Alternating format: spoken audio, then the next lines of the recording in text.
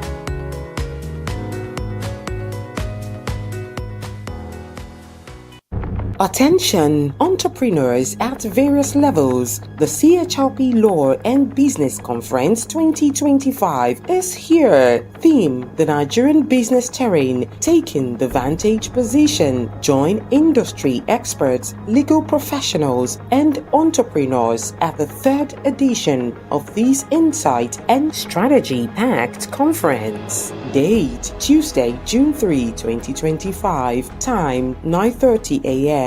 Venue: Marriott Hotel, Ikeja, Lagos. The conference will also be streamed live for virtual attendees worldwide. The outstanding lineup of industry speakers at the conference include Kiari Ababuka, Babajide Duroshola, Temitope Marco DJ, Johnson Tenyola Famaroju, Oluwole Aweje, and Albo Hakim Buhari. So don't miss it. To attend, register at www.chlp.law/conference. Secure your vantage position with the CHLP Law and Business Conference 2025. This groundbreaking event is brought to you by CHLP, a thriving commercial law firm.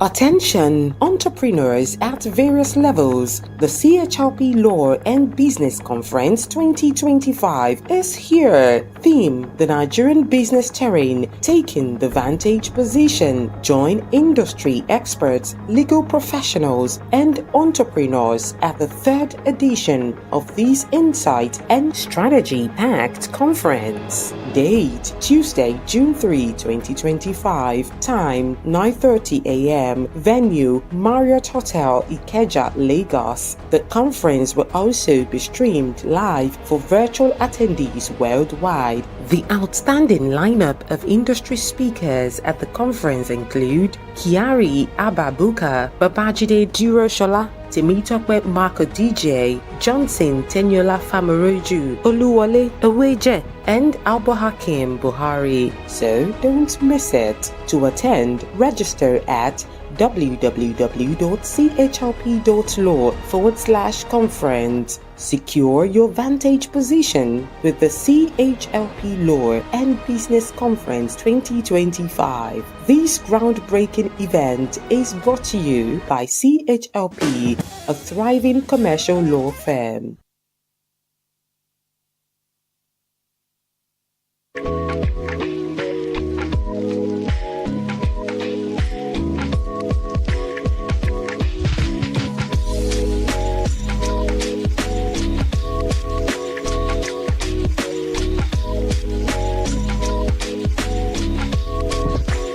Recording in progress.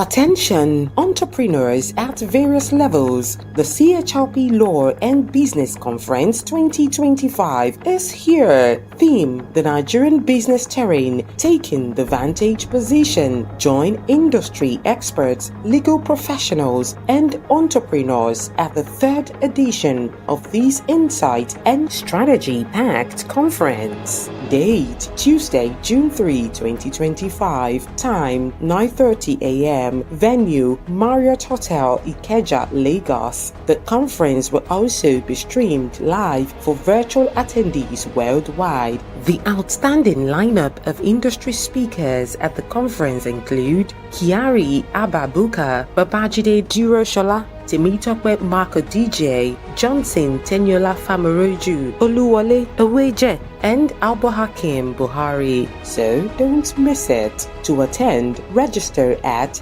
www.chlp.law/conference. Secure your vantage position with the CHLP Law and Business Conference 2025. This groundbreaking event is brought to you by CHLP, a thriving commercial law firm.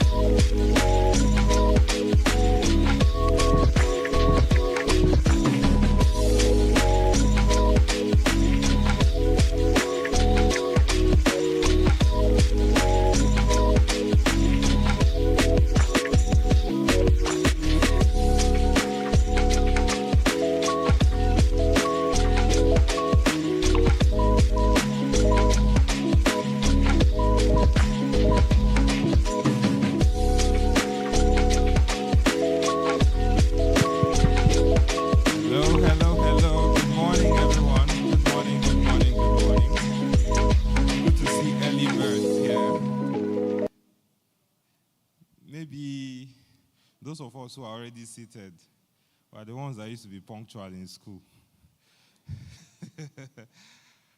Good to see everyone. You're most welcome. So the event has started already. So we are encouraged to start by going across the room and saying hello to someone. If there's someone in this room you've not met before today, that you don't know before today, you are highly encouraged to interact, go around, say hello to someone, find out their name, tell them they look good or something, and then you can share contacts if I encourage you to get to that level. So we've started already. Just our guests are already in the building, so we'll be kicking off just in some minutes. You're most welcome.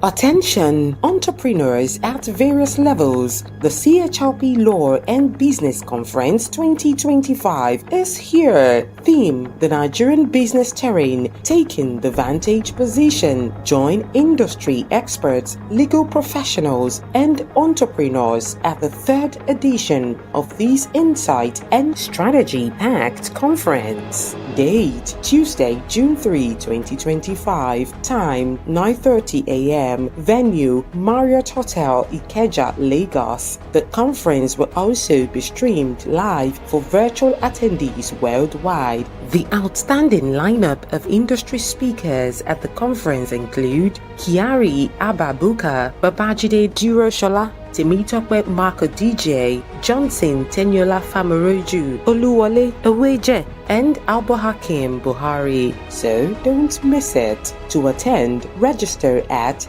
www.chlp.law/conference. Secure your Vantage position with the CHLP Law and Business Conference 2025. This groundbreaking event is brought to you by CHLP, a thriving commercial law firm.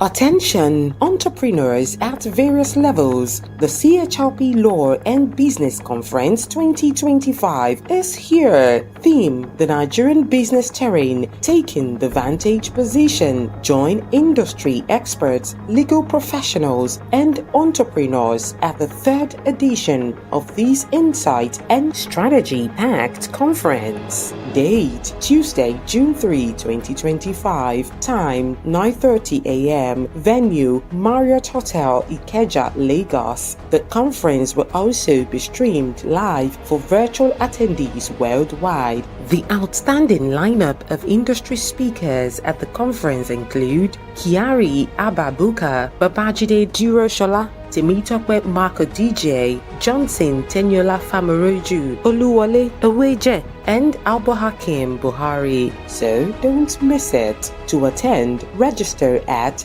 www.chlp.law/conference. Secure your vantage position with the CHLP Law and Business Conference 2025. This groundbreaking event is brought to you by CHLP, a thriving commercial law firm.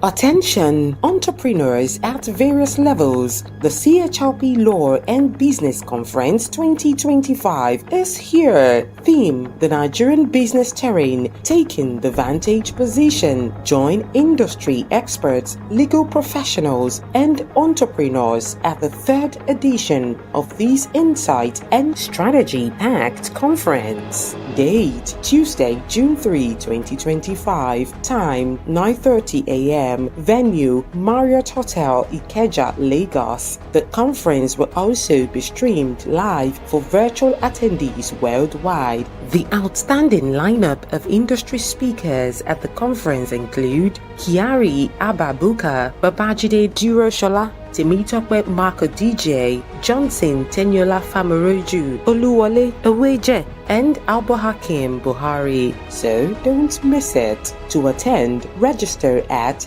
www.chlp.law/conference. Secure your vantage position with the CHLP Law and Business Conference 2025. This groundbreaking event is brought to you by CHLP, a thriving commercial law firm.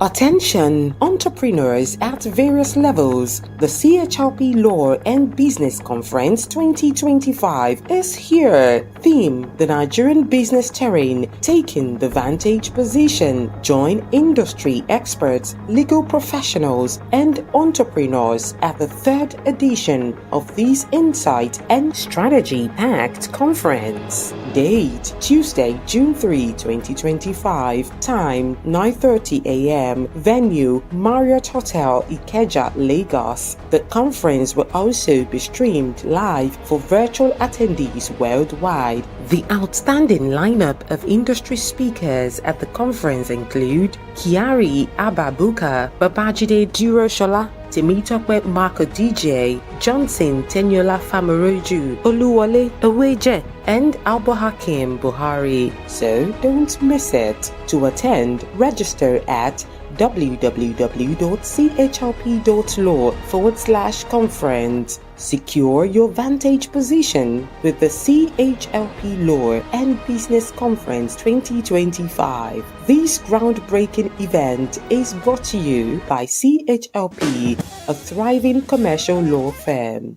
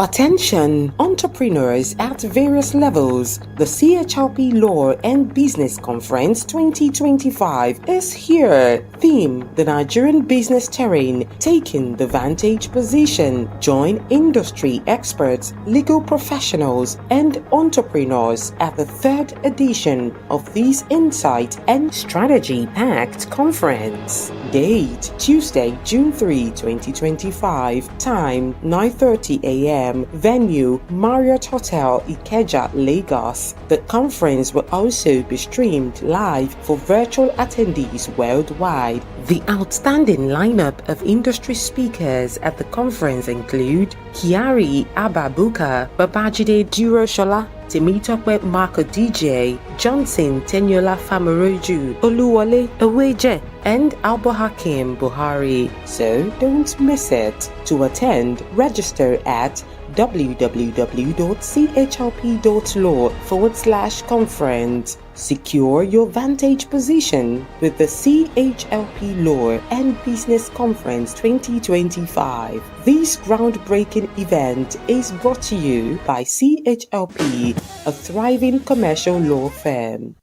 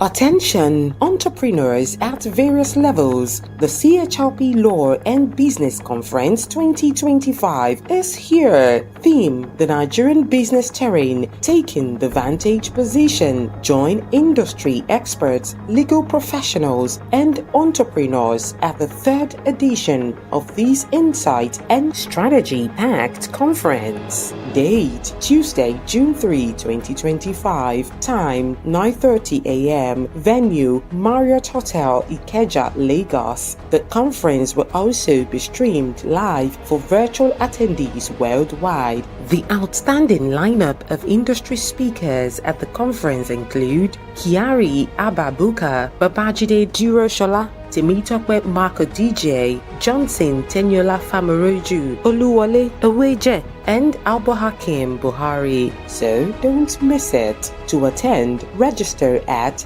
www.chlp.law/conference. Secure your vantage position with the CHLP Law and Business Conference 2025. This groundbreaking event is brought to you by CHLP, a thriving commercial law firm.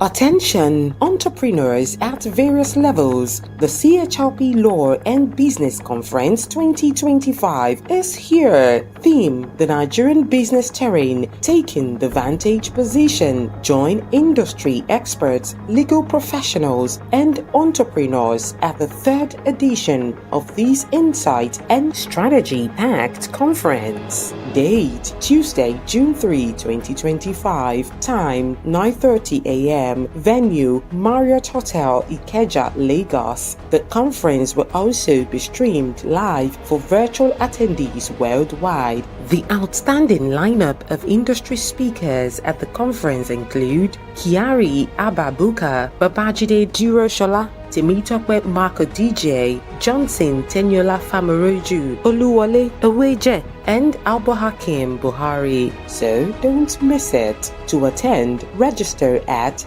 www.chlp.law/conference. Secure your Vantage position with the CHLP Law and Business Conference 2025. This groundbreaking event is brought to you by CHLP, a thriving commercial law firm.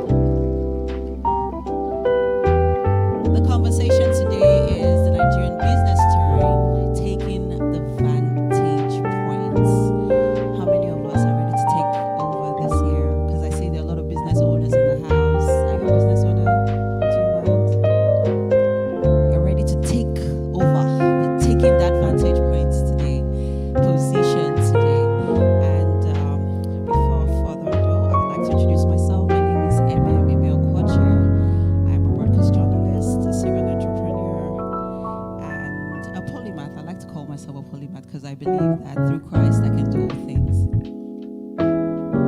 So I'd like you all to please, before we begin, quickly put your hands on your chests and say, I can do all things through Christ who strengthens me.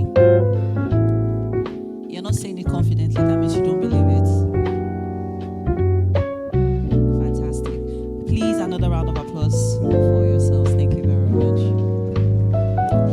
If you don't mind, I would like you, those of us who are sitting behind, to please come forward and fill up the seats in front. Not the forefronts, just, the front seats. Let's fill up some of those spaces before other people come in. All right, thank you very much. Okay, please, I would like us all to please stand up as we take the national anthem.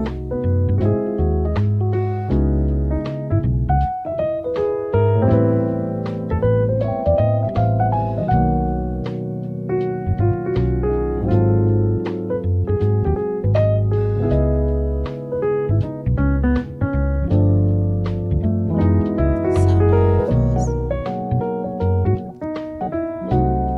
Kindly go ahead when you're ready.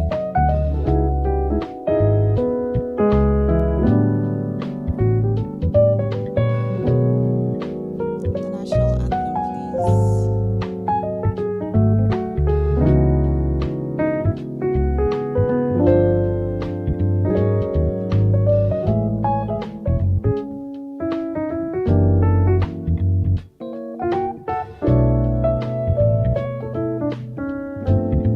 We apologize for the delay. I guess there's a technical error happening somewhere behind. Sound.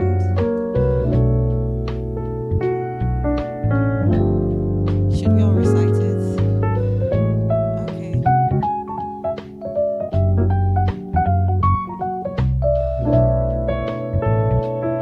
One, two, three, go.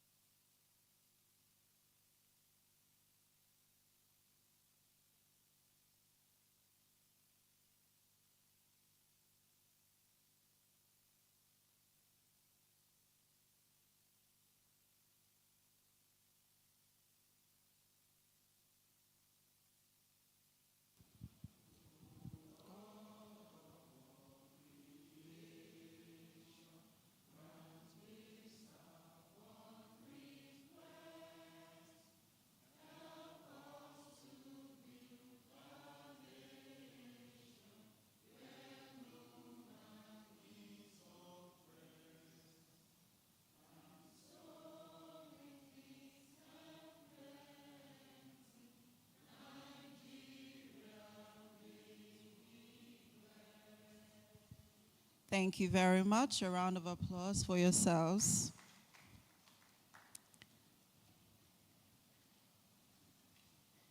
Thank you. I think I would have called on our guests, our guest seated here, to lead the national anthem because he was saying it so well. You're welcome once again to the CHLP Law and Business Conference, and I will be calling on the co-partner CHLP OHG, Emmanuel E.G., to give the welcome address. Please, a round of applause for him as he takes his stand.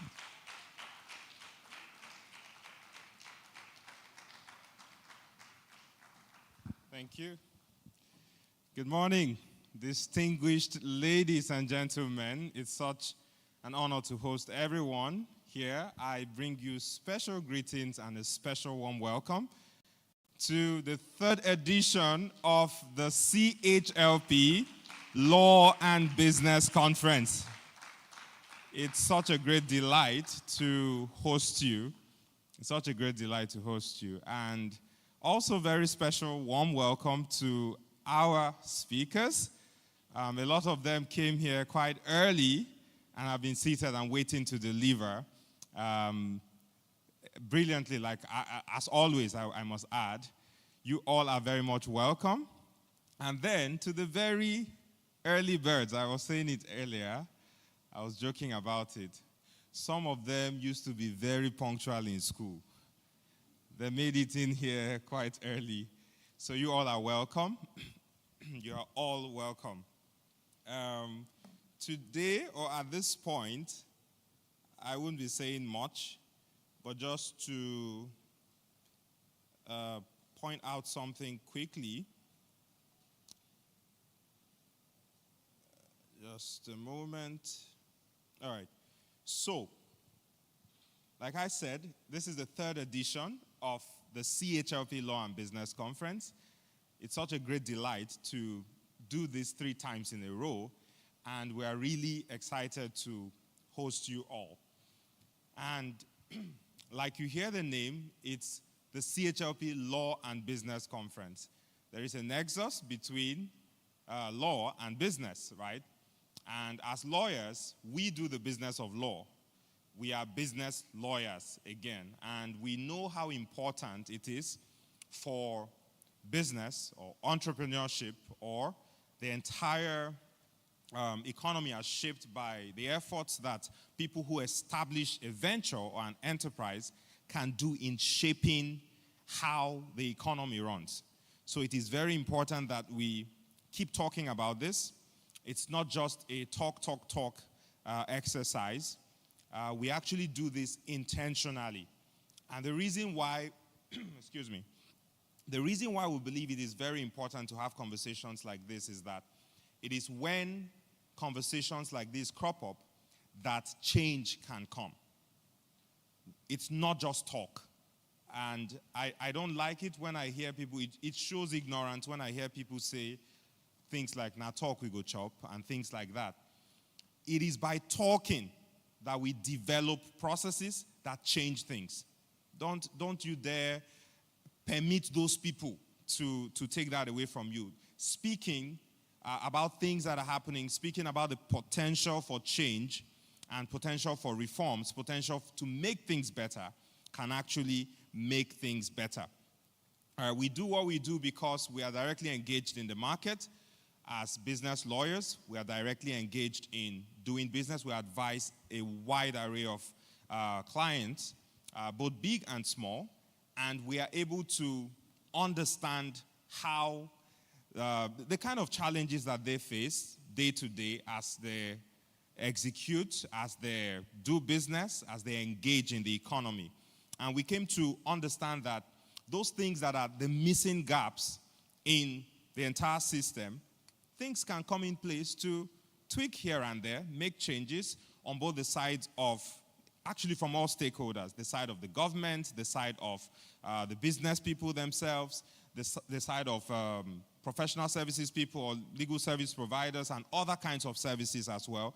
When everybody comes into the picture, we can all craft something that can improve the entire economy. Thirdly, or secondly rather, why we do what we do, we also have a contribution mindset. We are contributors. We like to give to what is already being developed.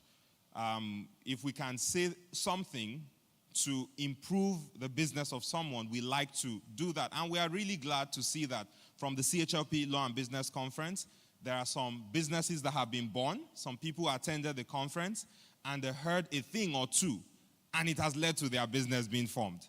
Do you know what that means? It means that also led to people being employed.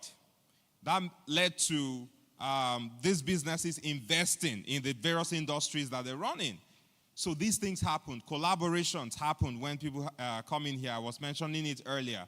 That don't just sit by and watch. Look beside you, to your left, to your right. Say hello to someone you don't know. A collaboration might just be born from the interactions you have with people. So it is very important that we engage in that way.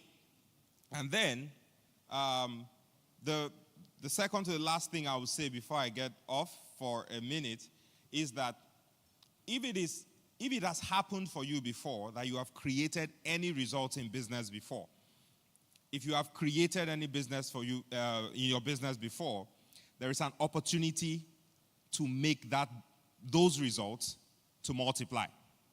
That's what we call scaling. So we are basically going to be speaking more to people who have done something already. Yes, if you've not started, you can still get lessons and you're encouraged to start. We are available to guide and all of that. But if you have created any results before in whatever venture you're doing, whatever you've established, it is an opportunity to take it a notch higher. That is one of the things we'll be emphasizing as we proceed.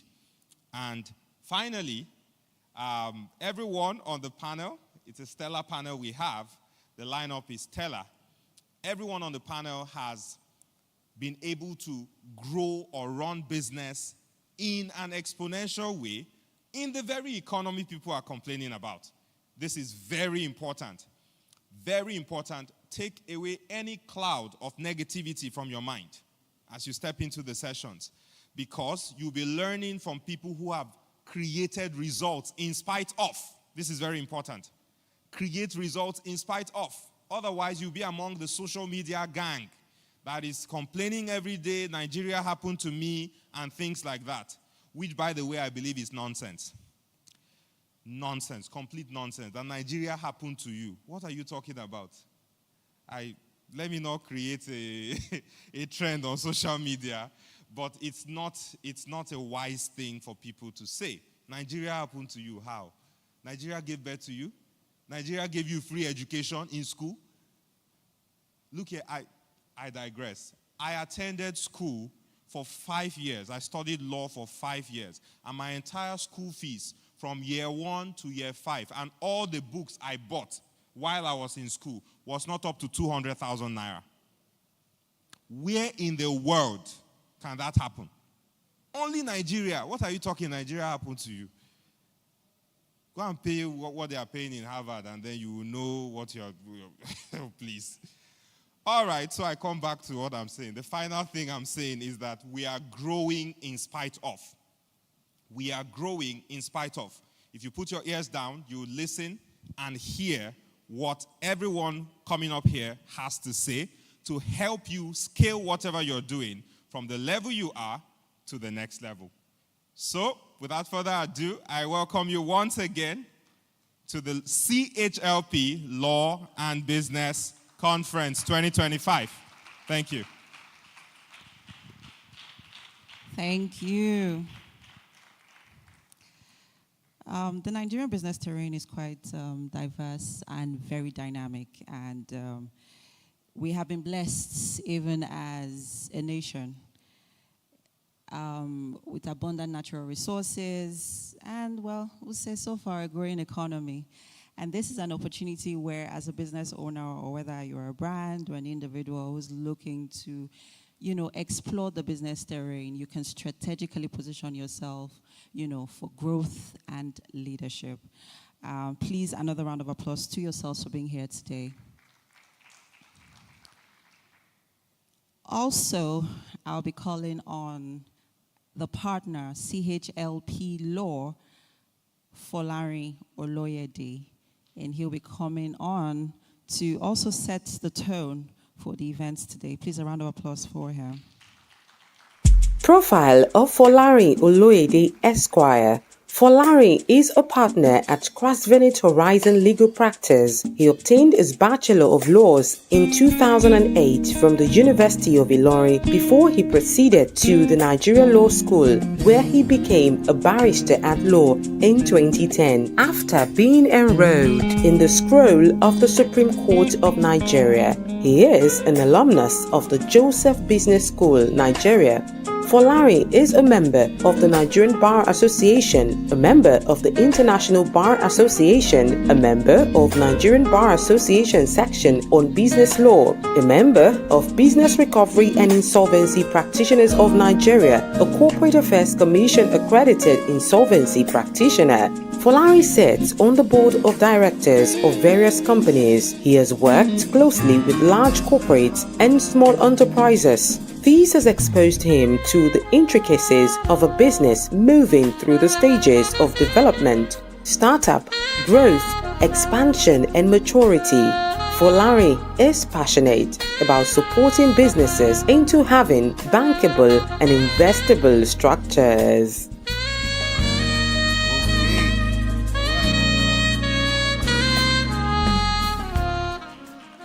Okay, thank you very much. I'm here to deliver the CHLP address. I'm delivering it on behalf of the entire CHLP team. So if it goes well, it's for the team. If it doesn't go well. All right, so our theme for this year, taking the vantage position, makes a case for leadership and vision as essential elements for sustained business growth. It is good to have results in business, but results are not an end to themselves. They present an opportunity to scale business effort. Results will help you attain a strategic position that gives you a clear line of sight. This is your vantage position. I feel like if I don't read this entire address again, I've been able to deliver the concepts behind the theme for this year.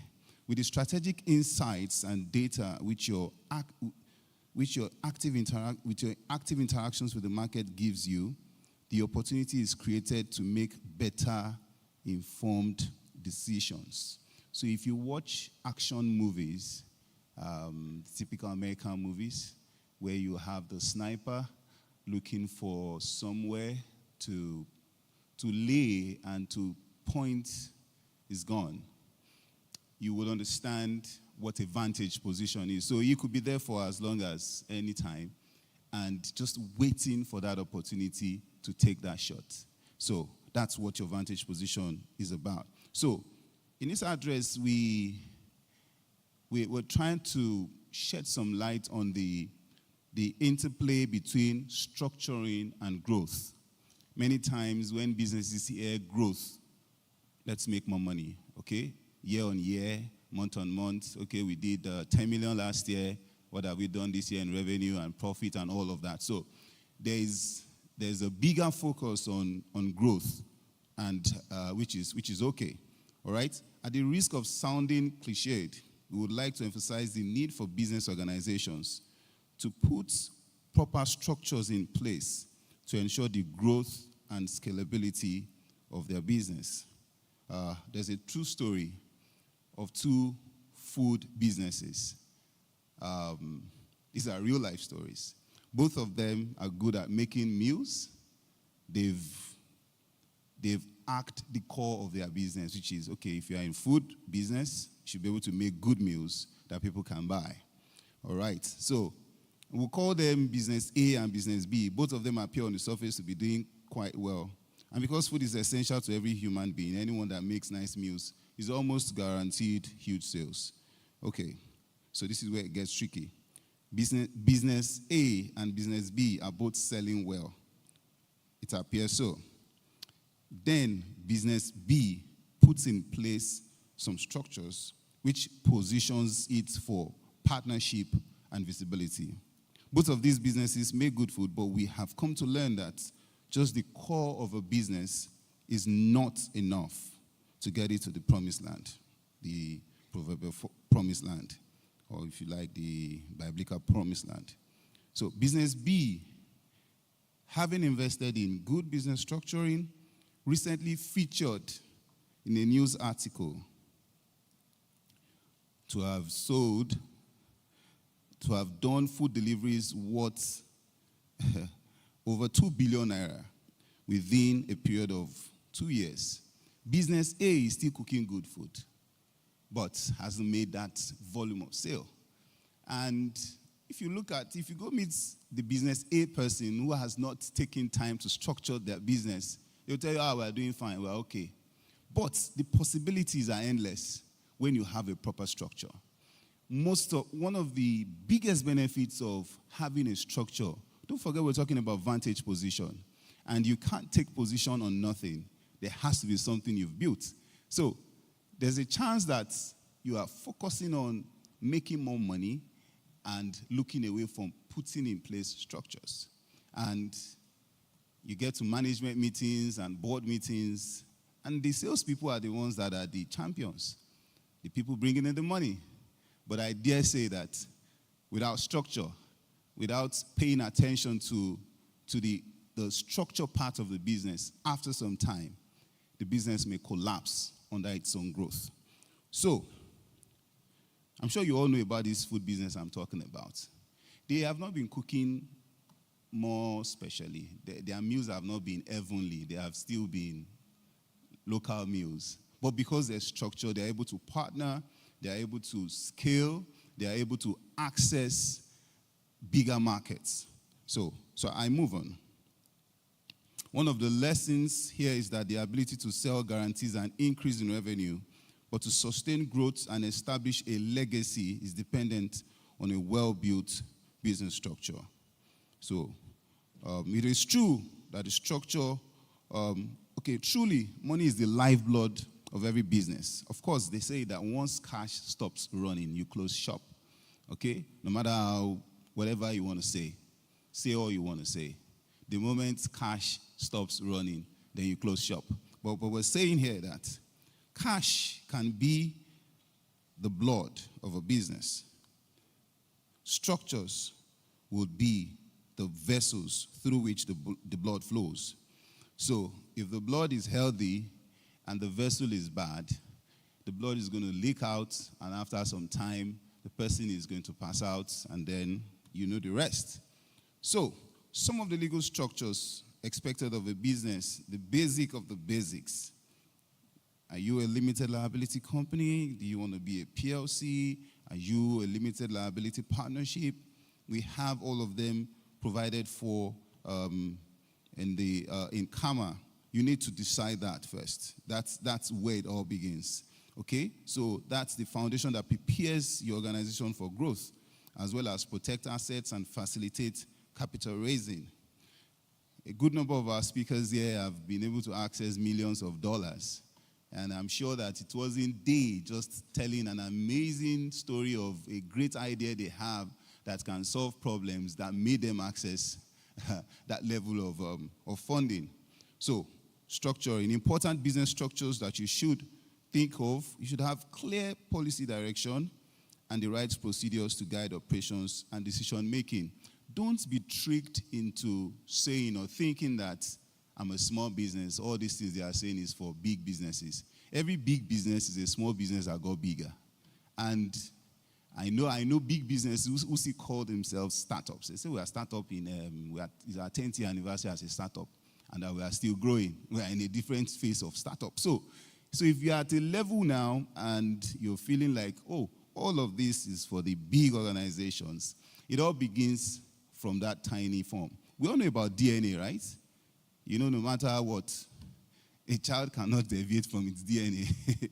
So if you do not instill the right DNA in your business, whatever the size it is, as you grow, it's the anomalies in the business that will grow along with it also. And after some time, collapse will be imminent. So think about governance structures also. So a practical advice for governance structure for business, because we recognize that we have a lot of young businesses in the house. An idea for you concerning corporate governance is have some kind of advisory board. You may not be able to set up the gigantic and massive board of directors, but the whole essence of corporate governance is just some kind of accountability. Have some kind of people that you defer to as advisors who can also help you. So to step into the Vantage position, ensure to invest in people, leverage technology. We've seen businesses wipe out overnight because of a new technology. AI is doing a lot of stuff now. I know that people in the creative space will be feeling the bites, and it means that you have to get extra creative now. So leverage technology, build the right partnerships. Advocate for change, and engage policymakers and industry stakeholders to push for reforms that create a more enabling business environment. As a word of encouragement, for you to be seated here at this conference, you're already taking a vantage position, because typically your colleagues in your industry or your competitors are like, no, we are chasing money. Let's go make money. Why would you come and sit down in a conference?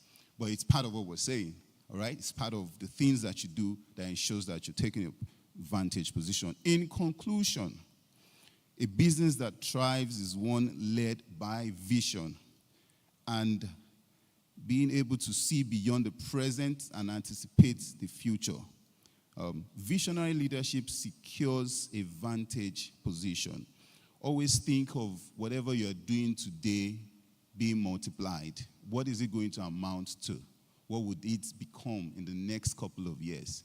You need to start thinking, or you need to continue thinking beyond, I'm okay, I'm all right, I can pay my... If your concept of business is still about I, paying my bills and all of that, I think you're just more of an employee. You're just employing yourself.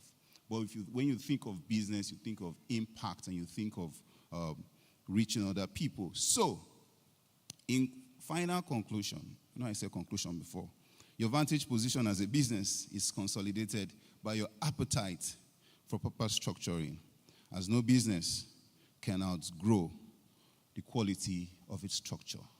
Thank you very much. Wish you a wonderful time throughout this conference. Another round of applause for Folari Oloyede. He's the partner, Chlp Law. There were quite a couple of things that he said that resonated with me, and from a serial entrepreneur, there's so many things that I could pick from what he said. Talked about collaboration.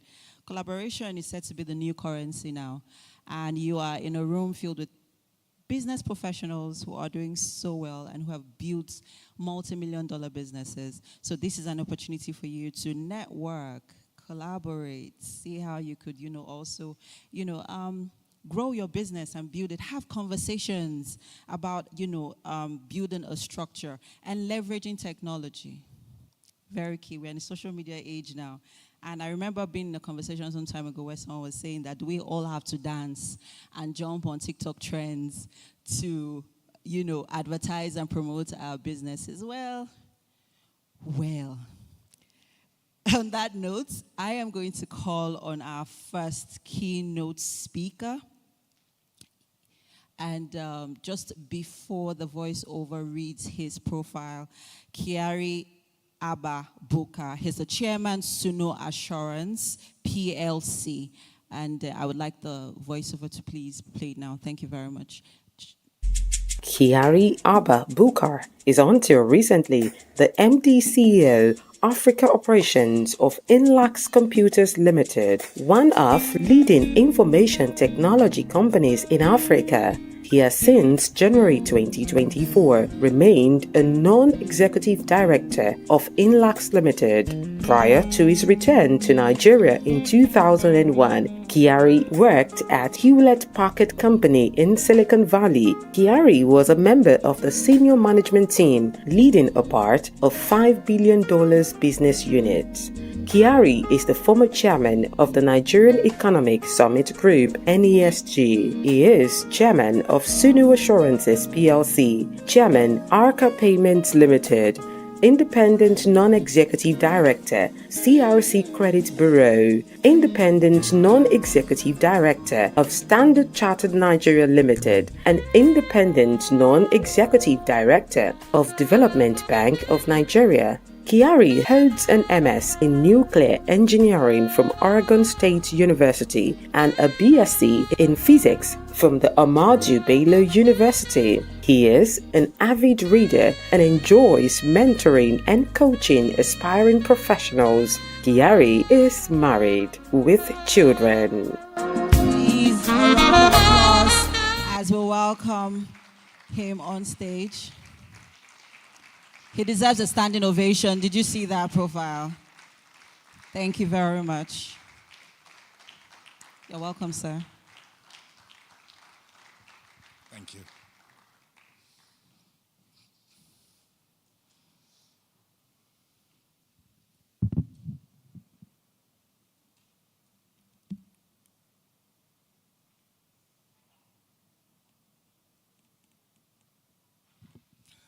Thank you.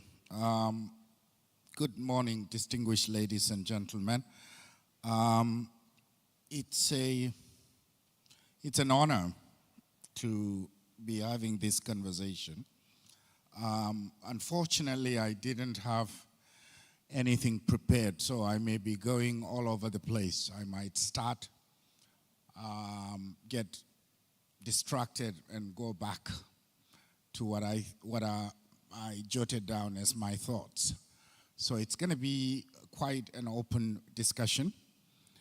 Usually, sometimes giving an unprepared speech tend to actually bring the creativity of everybody around. So I would also encourage, if possible, maybe after the speech, I don't know how the process is set up, so that we can have an interesting discussion about the topic.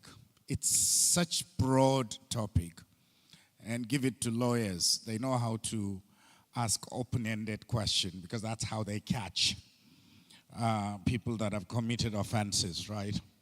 So by saying this and putting a topic such as what we have here means that there are just a lot to unravel.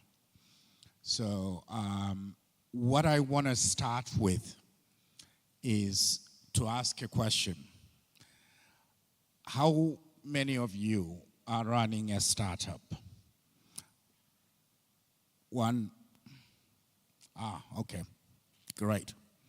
And by the way, startup may mean many things to different people. So if you have started a company and you're running it, and you feel you are still a startup and it's 10 years old, it's still a startup, so it's fine. But in most instances, the first 5 years of your existence as a business or as an entrepreneur, you probably have gone through what some schools of thoughts say the valley of the death, which usually happens around this, the first to the third year or so of a startup business.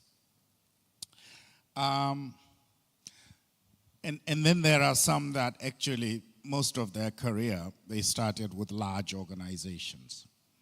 I'm one of those, unfortunately. So I call myself a second-generation entrepreneur because I never started something right out of school.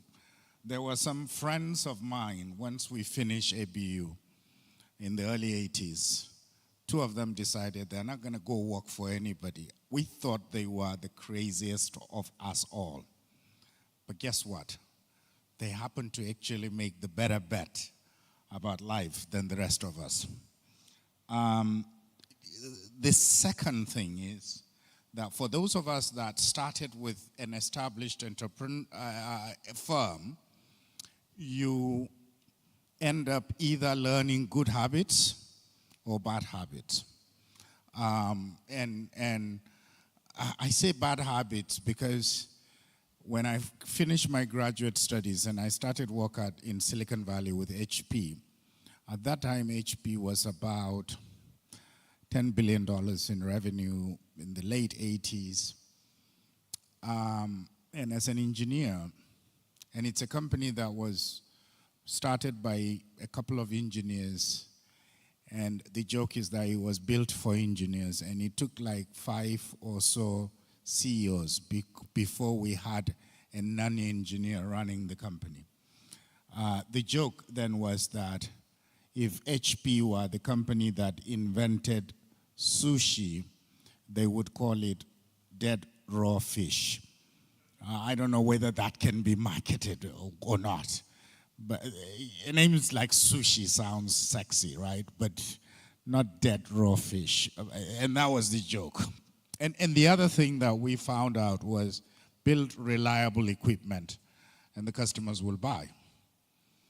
And when there is a survey done of customer responsiveness, we are at the bottom.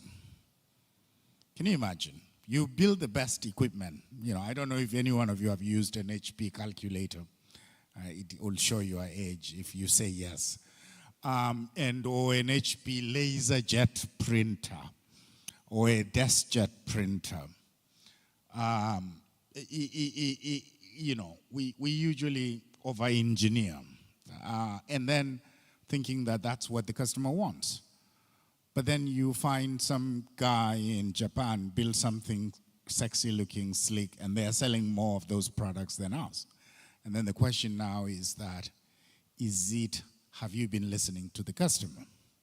And so essentially what I'm saying is, oh, by the way, how long do I have?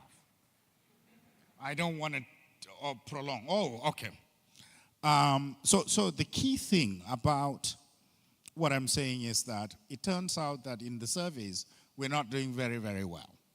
It turns out that the people that actually had a bad experience and the company responds to their bad experience in a nice manner, those customers tend to be more loyal to those companies than the ones where the product never failed. Technically speaking, if the product never failed, that should be a better loyal customer than if the product fails and you sought me out. Because I don't want to, my productivity is affected. But that doesn't exist. So you begin to realize that once you are getting into business, you need to know the terrain, the environment.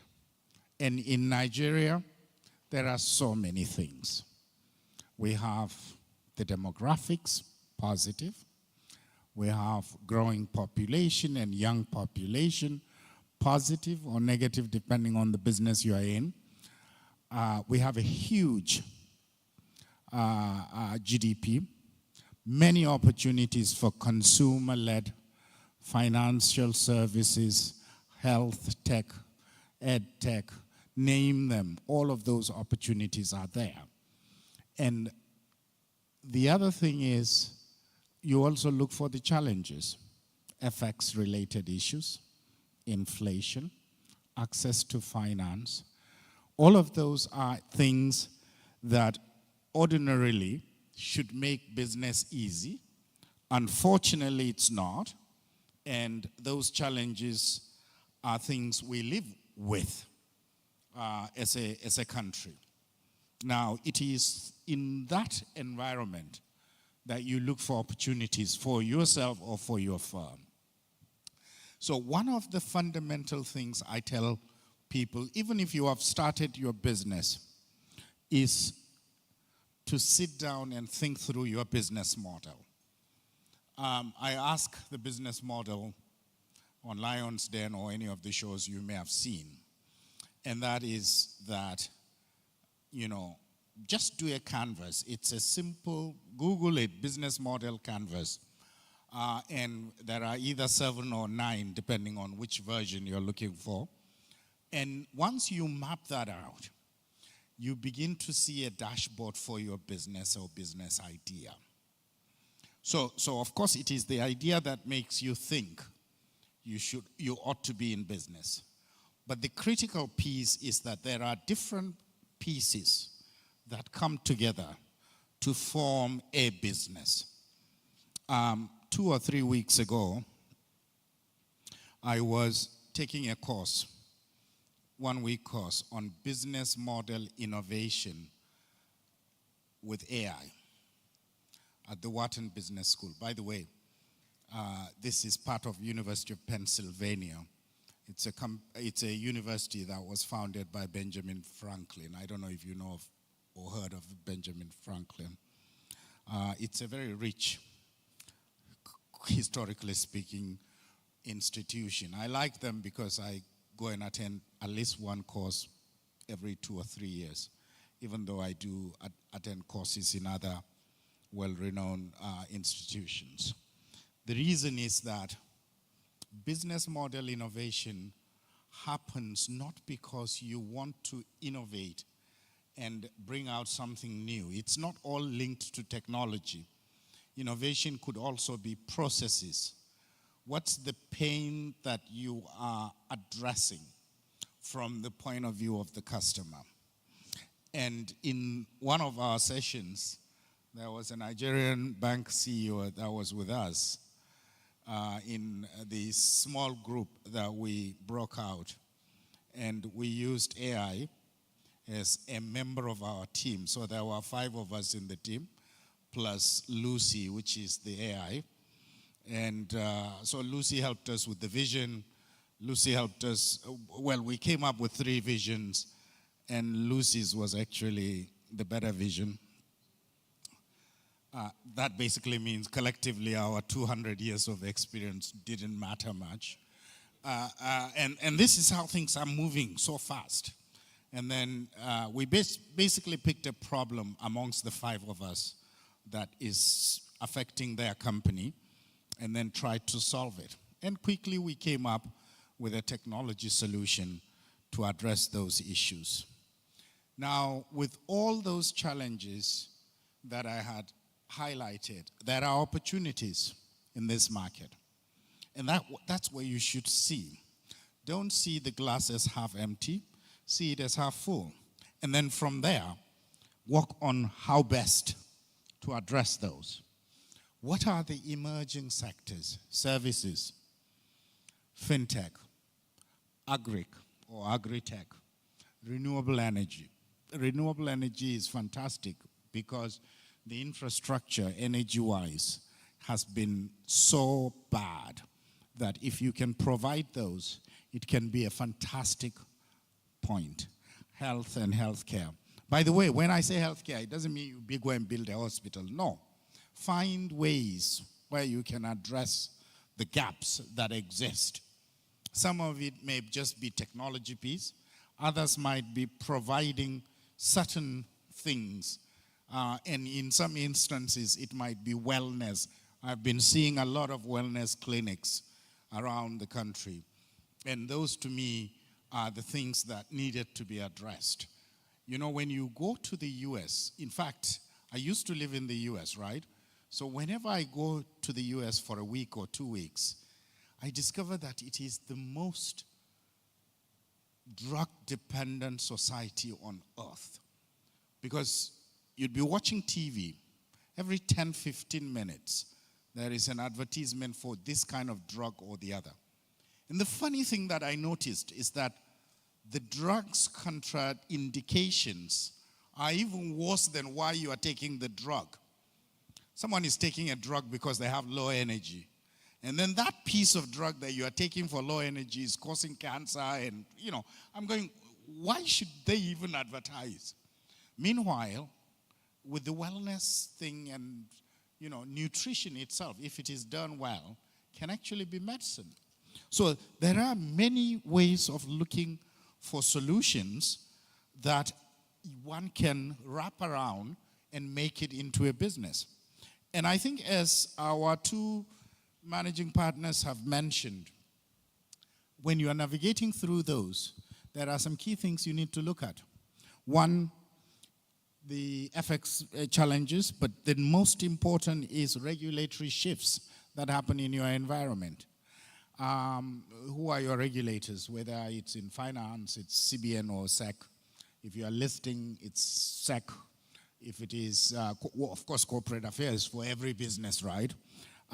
But then, depending on the nuances, health, it might be something different. Health insurance might be something different, and so on and so forth. But for you to now take advantage of that, you should look at various things. One is regulatory engagement. You need to know your regulators. And then some of them are the tax authorities and so on and so forth.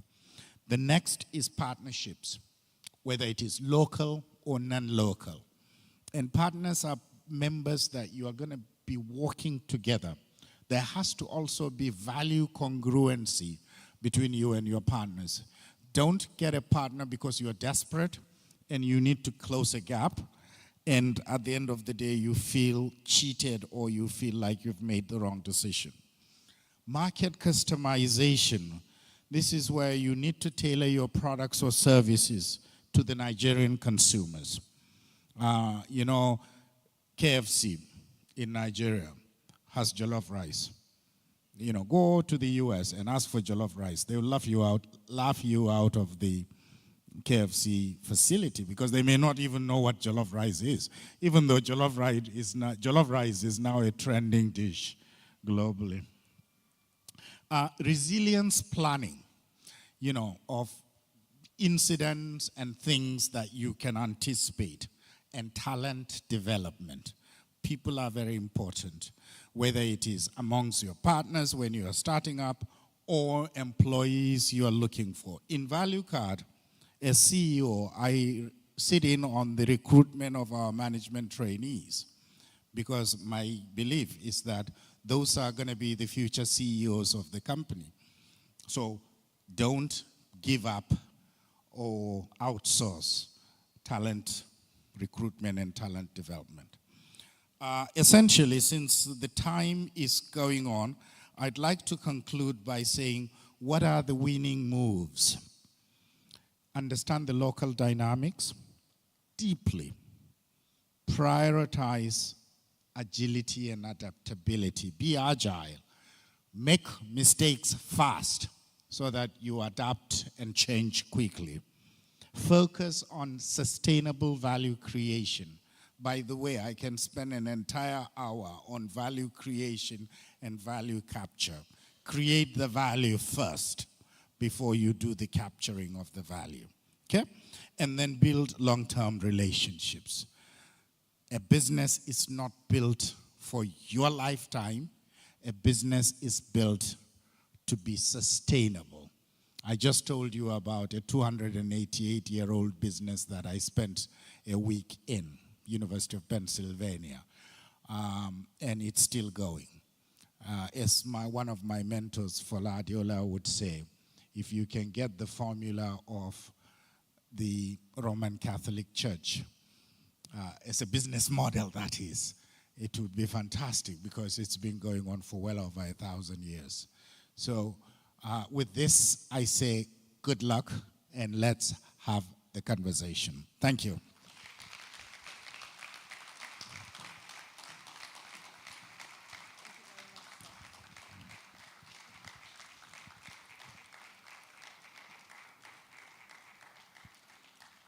Thank you so much, sir. I think that speech deserved a standing ovation. Really, it did.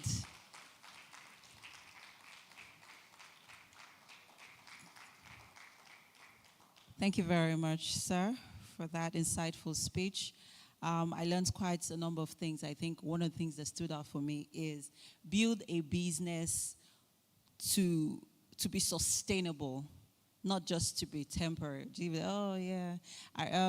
Based, according to reports last year, in 2023 and 2024 last year, over 70% of Nigerian businesses failed. It didn't do so well. And that's because, well, the truth is, it's not as if we're not having these conferences. They're happening. But are we really practicing what is being taught at these events? You see, we have, business professionals from all over the world who come in and, who are invited to have these conversations. But are we really practicing what is being taught? This is another opportunity to learn. And I hope you're taking these keynotes. Thank you very much, sir, for that once again. And I would like to call on our next keynote speaker. And Sorry, give me a minute. I would like to call on our next keynote speaker, Mr. Abdul Karim Buhari, and I would like the media to please read his profile. Thank you. Abdulhakeem A.B. Buhari is a seasoned business leader and strategist with over a decade of experience in the oil and gas, consulting, and public sectors. He is currently the Group Chief Strategy Officer for Adova PLC, a leading downstream oil and gas company in Nigeria, where he leads the strategy, technology, and transformation teams. He is responsible for developing and executing the company's strategy vision, driving innovation and digital transformation, and fostering a culture of excellence and agility. AB holds a Bachelor of Science degree in economics from the University of Lagos, Nigeria, where he graduated with first-class honors as the faculty's best graduating student. He holds an MBA from the Wharton School of the University of Pennsylvania and a Master of Public Administration degree from the John F. Kennedy School of Government at Harvard University. He is also a frequent speaker and panelist at various international conferences where he shares his insights and perspectives on the trends and opportunities in the energy and oil and gas sectors. Please welcome Abdulhakeem Buhari as he takes on stage for his keynote speech.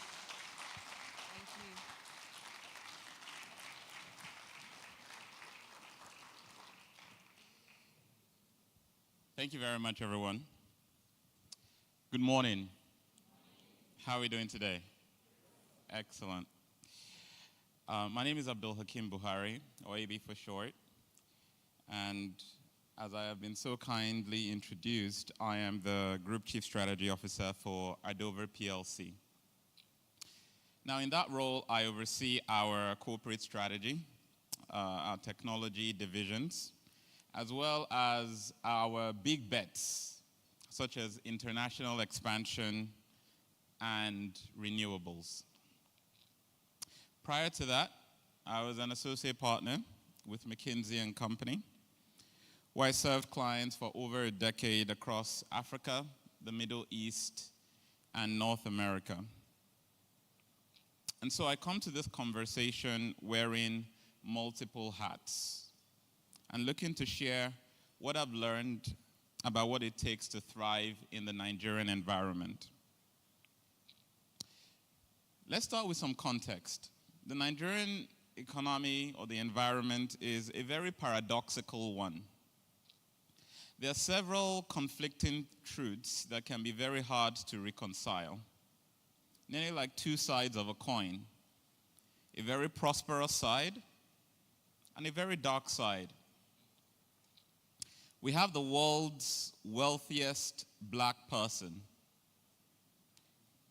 But we also have the world's largest number of people living in extreme poverty.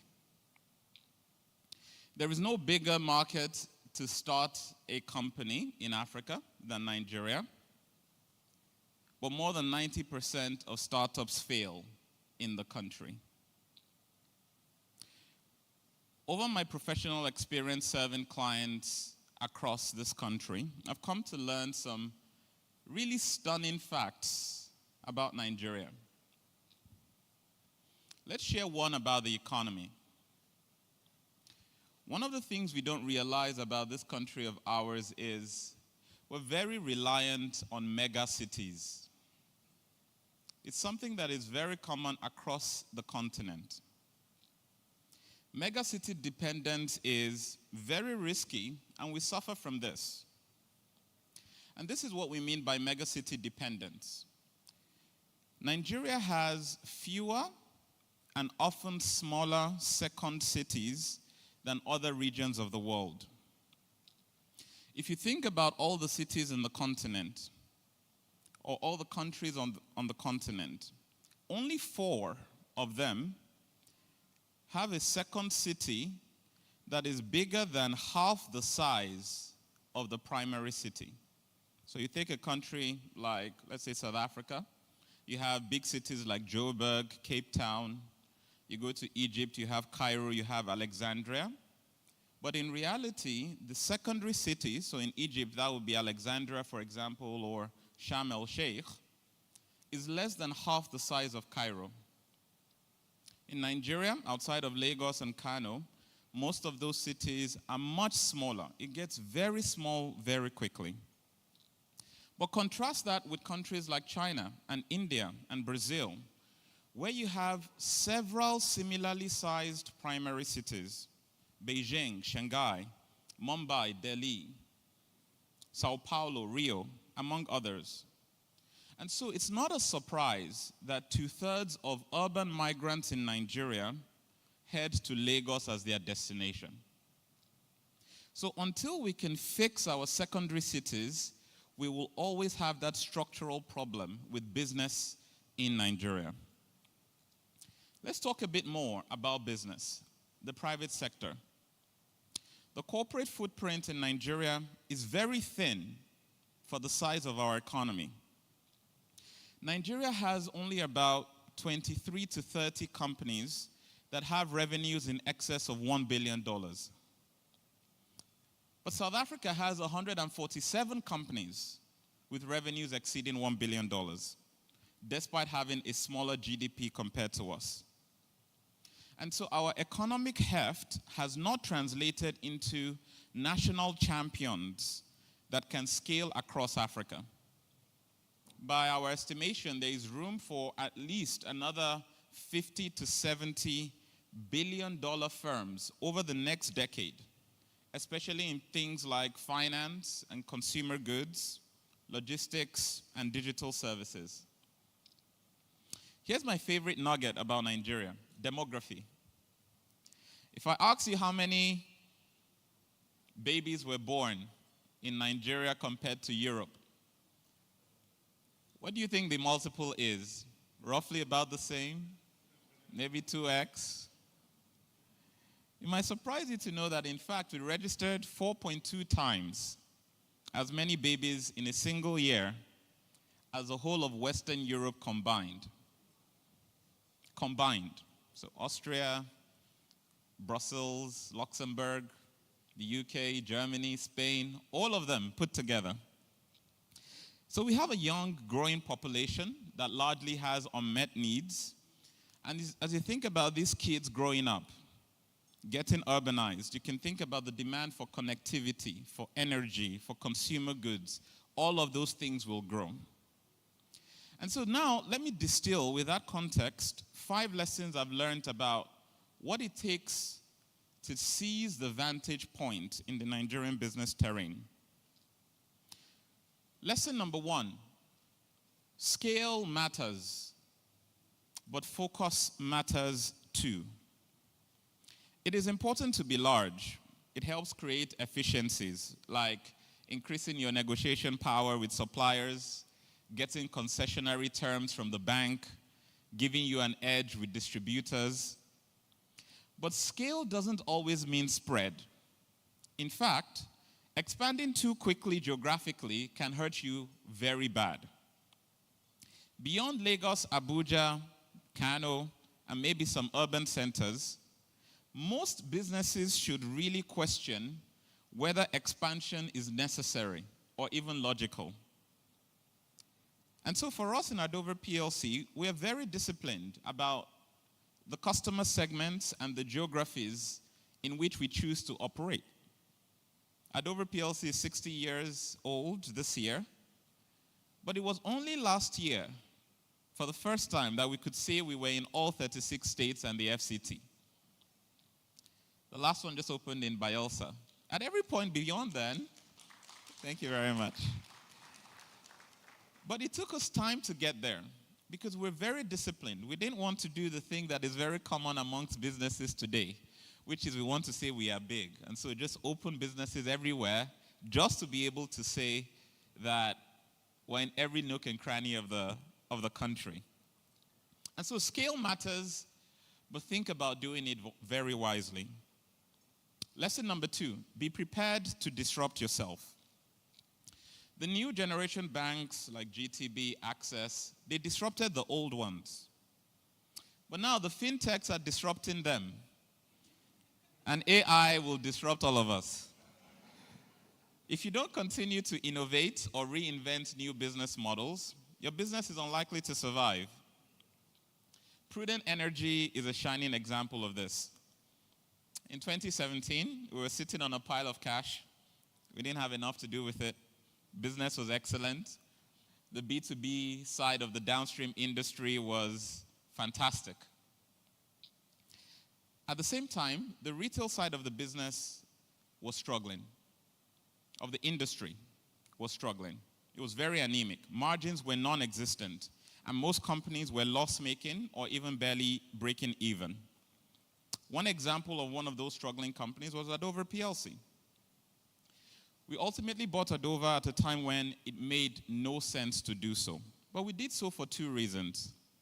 First, we believed retail was the future of the business. Subsidy was not sustainable, and it was only a matter of time before it disappeared. Second, we realized that if we didn't disrupt ourselves, someone else would. Well, both of those predictions occurred in quick succession. The government removed subsidy, allegedly, and Dangote Refinery began operations. Both of these developments negatively affected those who only had the B2B businesses in their portfolios. Why would anybody buy from a wholesaler when they can buy directly from a refinery? And so now the market power lies with people who are in the retail side of the business, which was not true even as recently as 5 or 7 years ago. Today, AP is the largest or second largest player in the sector across most of our business lines. And we're about to do this again. Over the next 5 years, we believe the renewable sector will experience unprecedented growth. The cost of diesel is unsustainably high, even for energy producers. And while that demand will not disappear, it would increasingly become burdened. And so our goal is to be the largest provider of clean energy in the country over the next 5 years. Lesson number 3, nothing beats execution.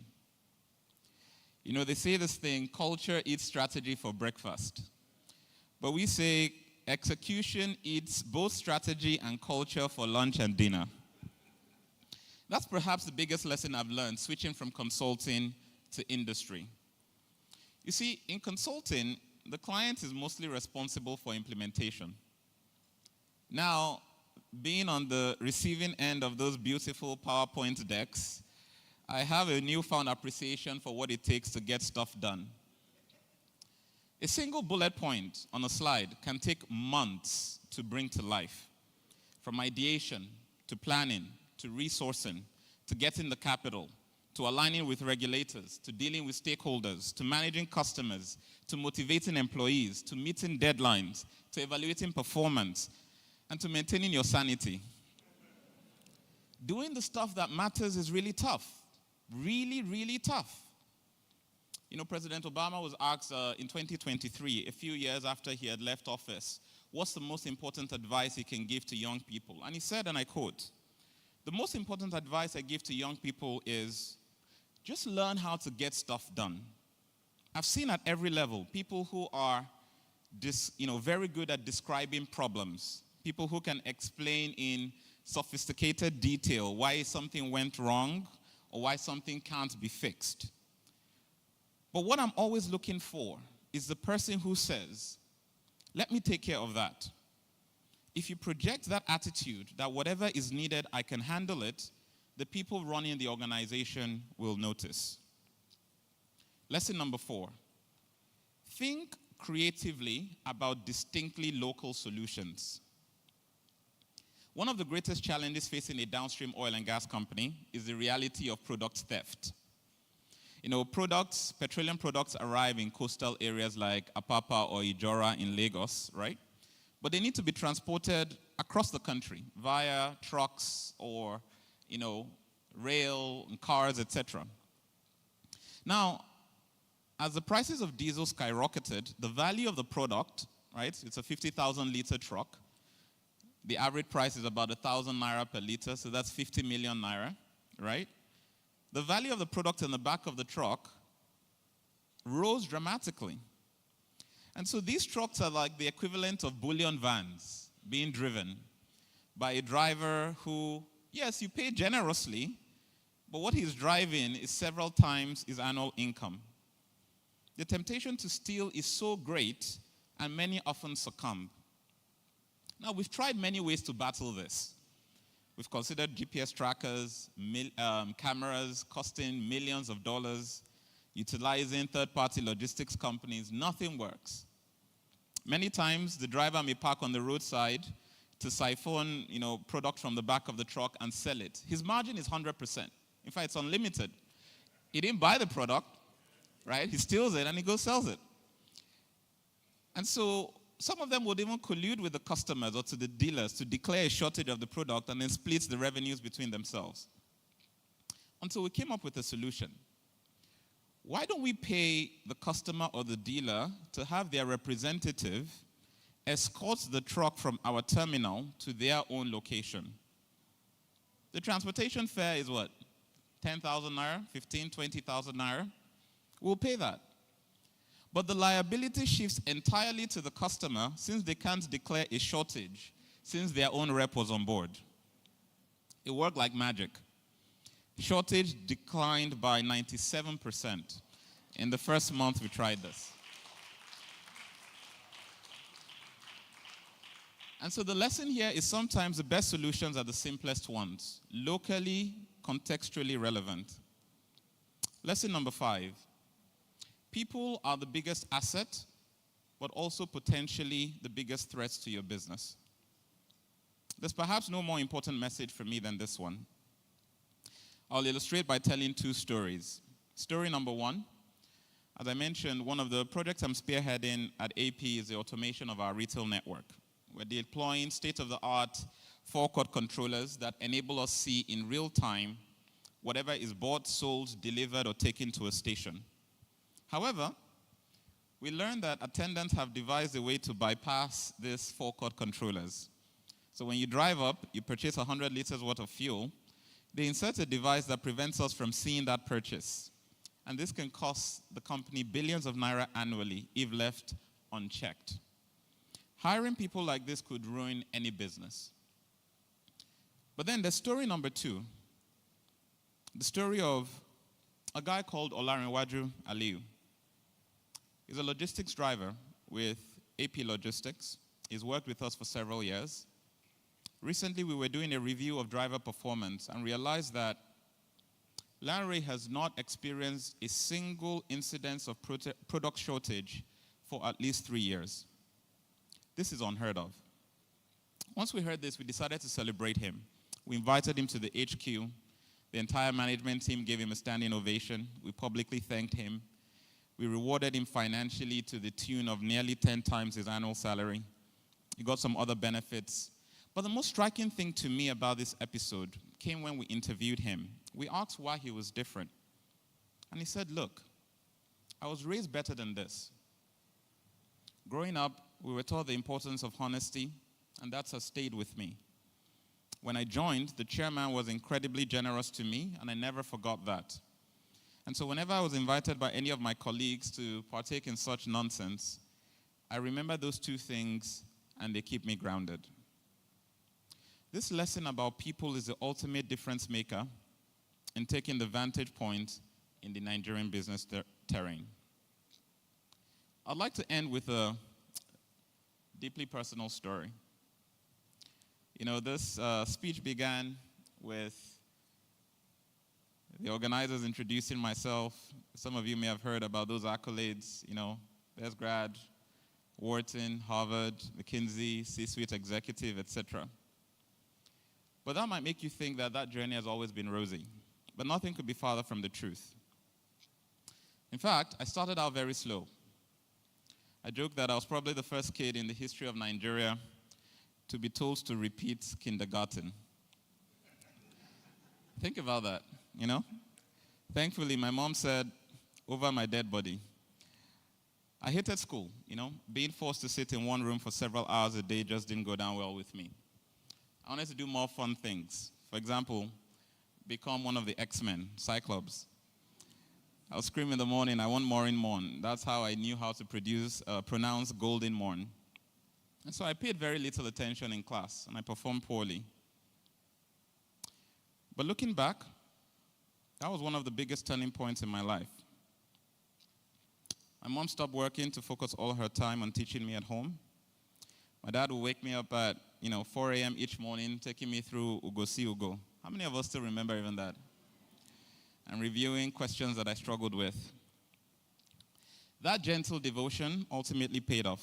I not only developed a passion for learning throughout my schooling days, I consistently ranked at the top percentile of my class. I share this because just like in my story, thriving in the Nigerian business terrain and taking a vantage point requires a village.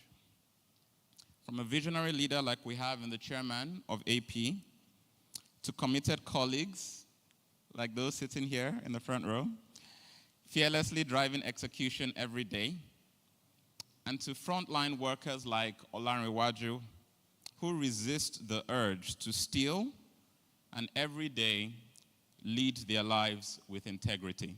Thank you very much. Thank you. A standing ovation for Abdul Hakim Buhari.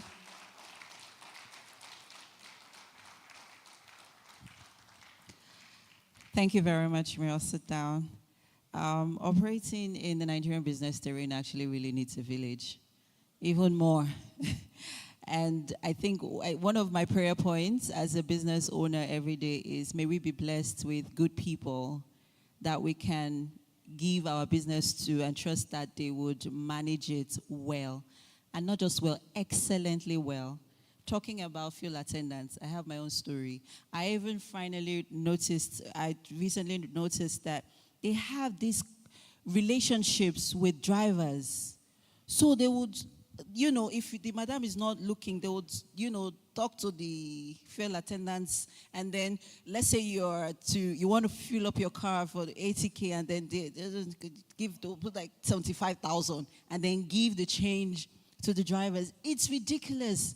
I mean, the corruption, we keep demanding for good governance, good leadership, but it begins with us, and I think that's one thing that we really need to understand. It's a mindset, and it really has to change. Thank you so much, Abdul Hakim, for that, and, also letting us, taking us into, some of the achievements in Adova PLC. Right, we're about to have our first panel session. Are we ready for that? Right? Please, can we have the couches on stage quickly? And then this panel session will be bordering on structuring. Very important. I tell people that the mindset of a typical business owner.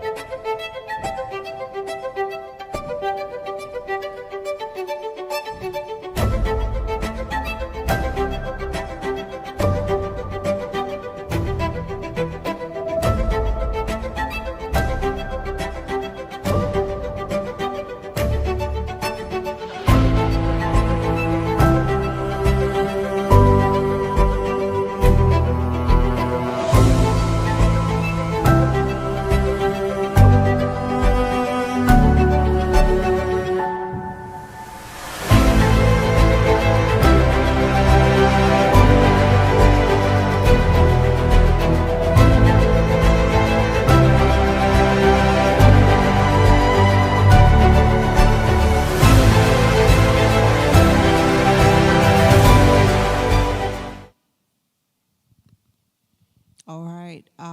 We're moving on to our first panel session, and that will be moderated by partner CHLP Law, Emmanuel Oheji, EG.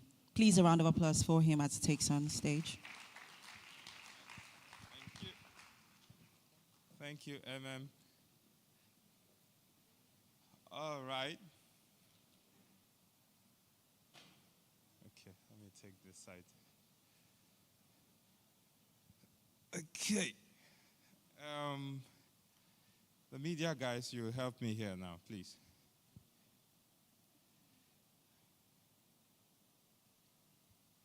So once again, we're all welcome to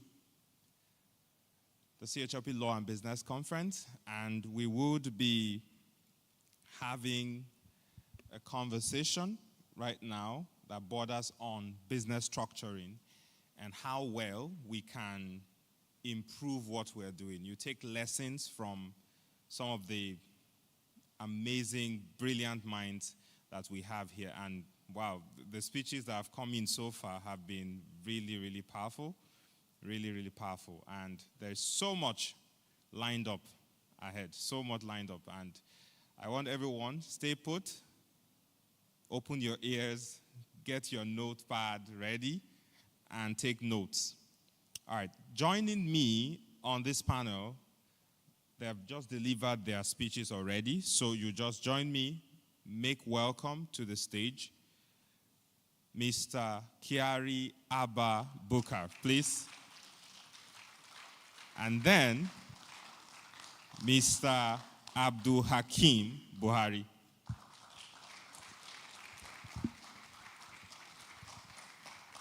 Just keep clapping until they come up. Welcome, welcome, welcome. Thank you. All right, so this would be a very brief session. I think their speeches, their individual speeches were quite robust. So we would keep this straight to the point. A couple of things. As a matter of fact, I whispered to Babajide just now that while they were speaking, they changed the course of how I prepared for us to go go with this. And it's all for good. It would help us keep to time, right? And we'll just go straight to the point and only address the things that have not been addressed. And maybe double click on a few things that they have mentioned. So I would like for us to start out by having an opening. I would like Mr. Bukar would start with an opening first, and then we would then go to Mr. Buhari while we start off. So Mr. Bukar, please tell us, from your experience in running business, you must have seen a lot of things that have happened. What has really helped the private sector? If a person does business in the country and is succeeding, what really helps them? There is no magic formula. It's interesting, though. The grounding of structuring a business, starts from actually the ideation stage. When somebody starts either at the kitchen table or maybe in a coffee shop or wherever they come up with the idea of starting a particular business.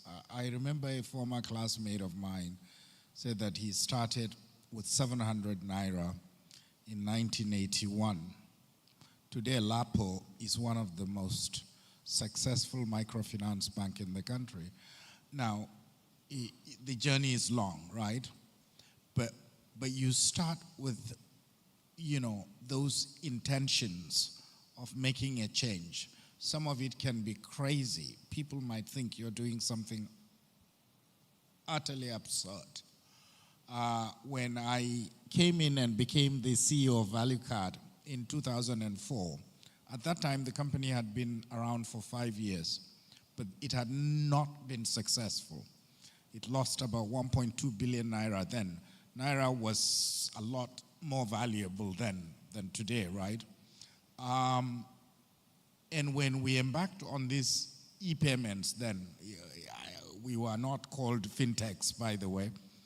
Even the regulator kicks me out of their building when we go and tell them that the Naira notes are going to be not used by people down the road.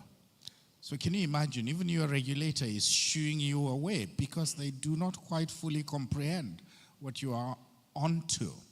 So sometimes it's timing, and most times it's also about having the right support from the right people. In my case, it was the board of directors that basically gave me the support necessary for me to succeed in the market. They being the CEOs of the banks that were sitting on the board. Of course, you know, then and now, being CEOs of banks on your board is probably the worst thing. I hope nobody will tell them this, because they're always about profits. They want to see the numbers. But when you are building what at the time, I used to call it, this is a national infrastructure we are building. We have to build the railroads first before we now start carrying the carriages and so on and so forth. So essentially, if you get people that clue into your vision and the structure is properly there, the support is there. Even though at one stage they were about to give up on giving me more money, so I had to go reach out to Visa to give me a few $1 million for 10% of the company, and then, as they say, the rest is history. So the game sometimes is about, you know, is this vision right? Do you have the structure?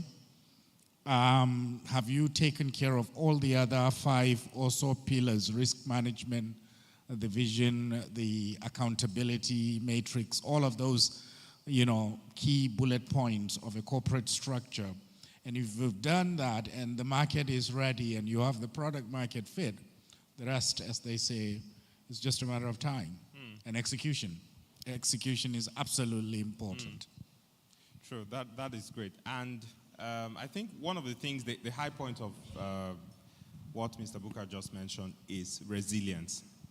I think every business has to come to that point where you stay put.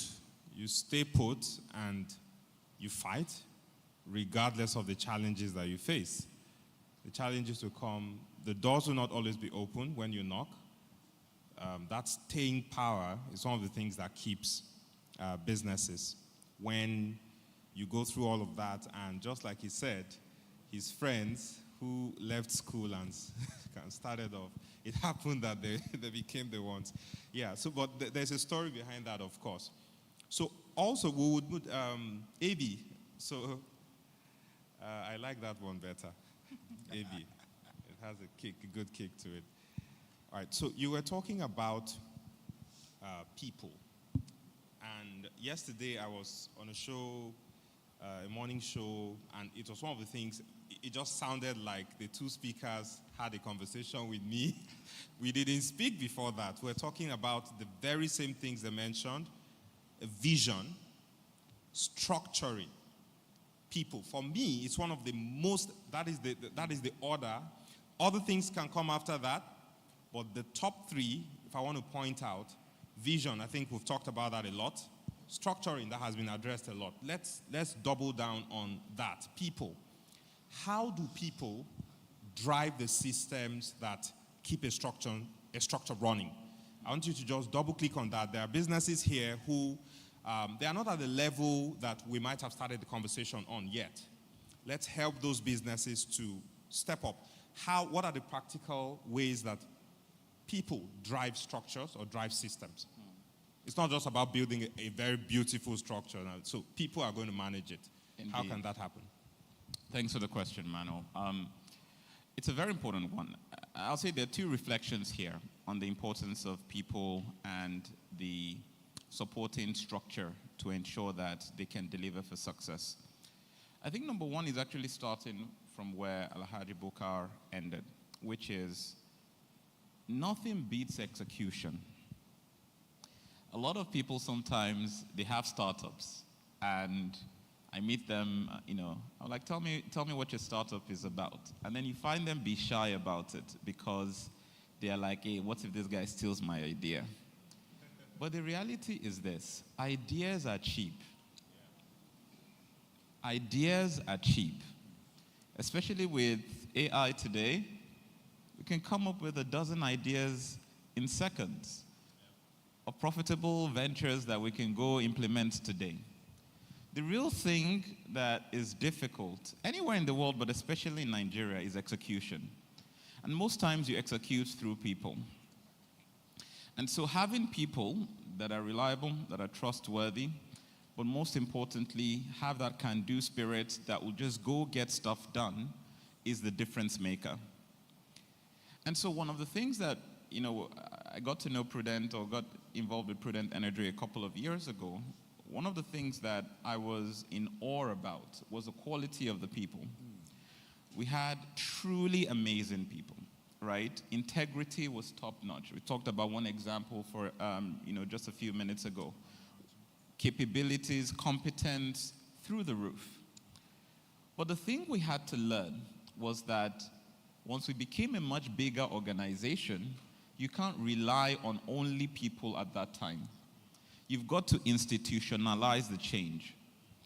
And so that's where we started to say, how do we invest in things like corporate governance?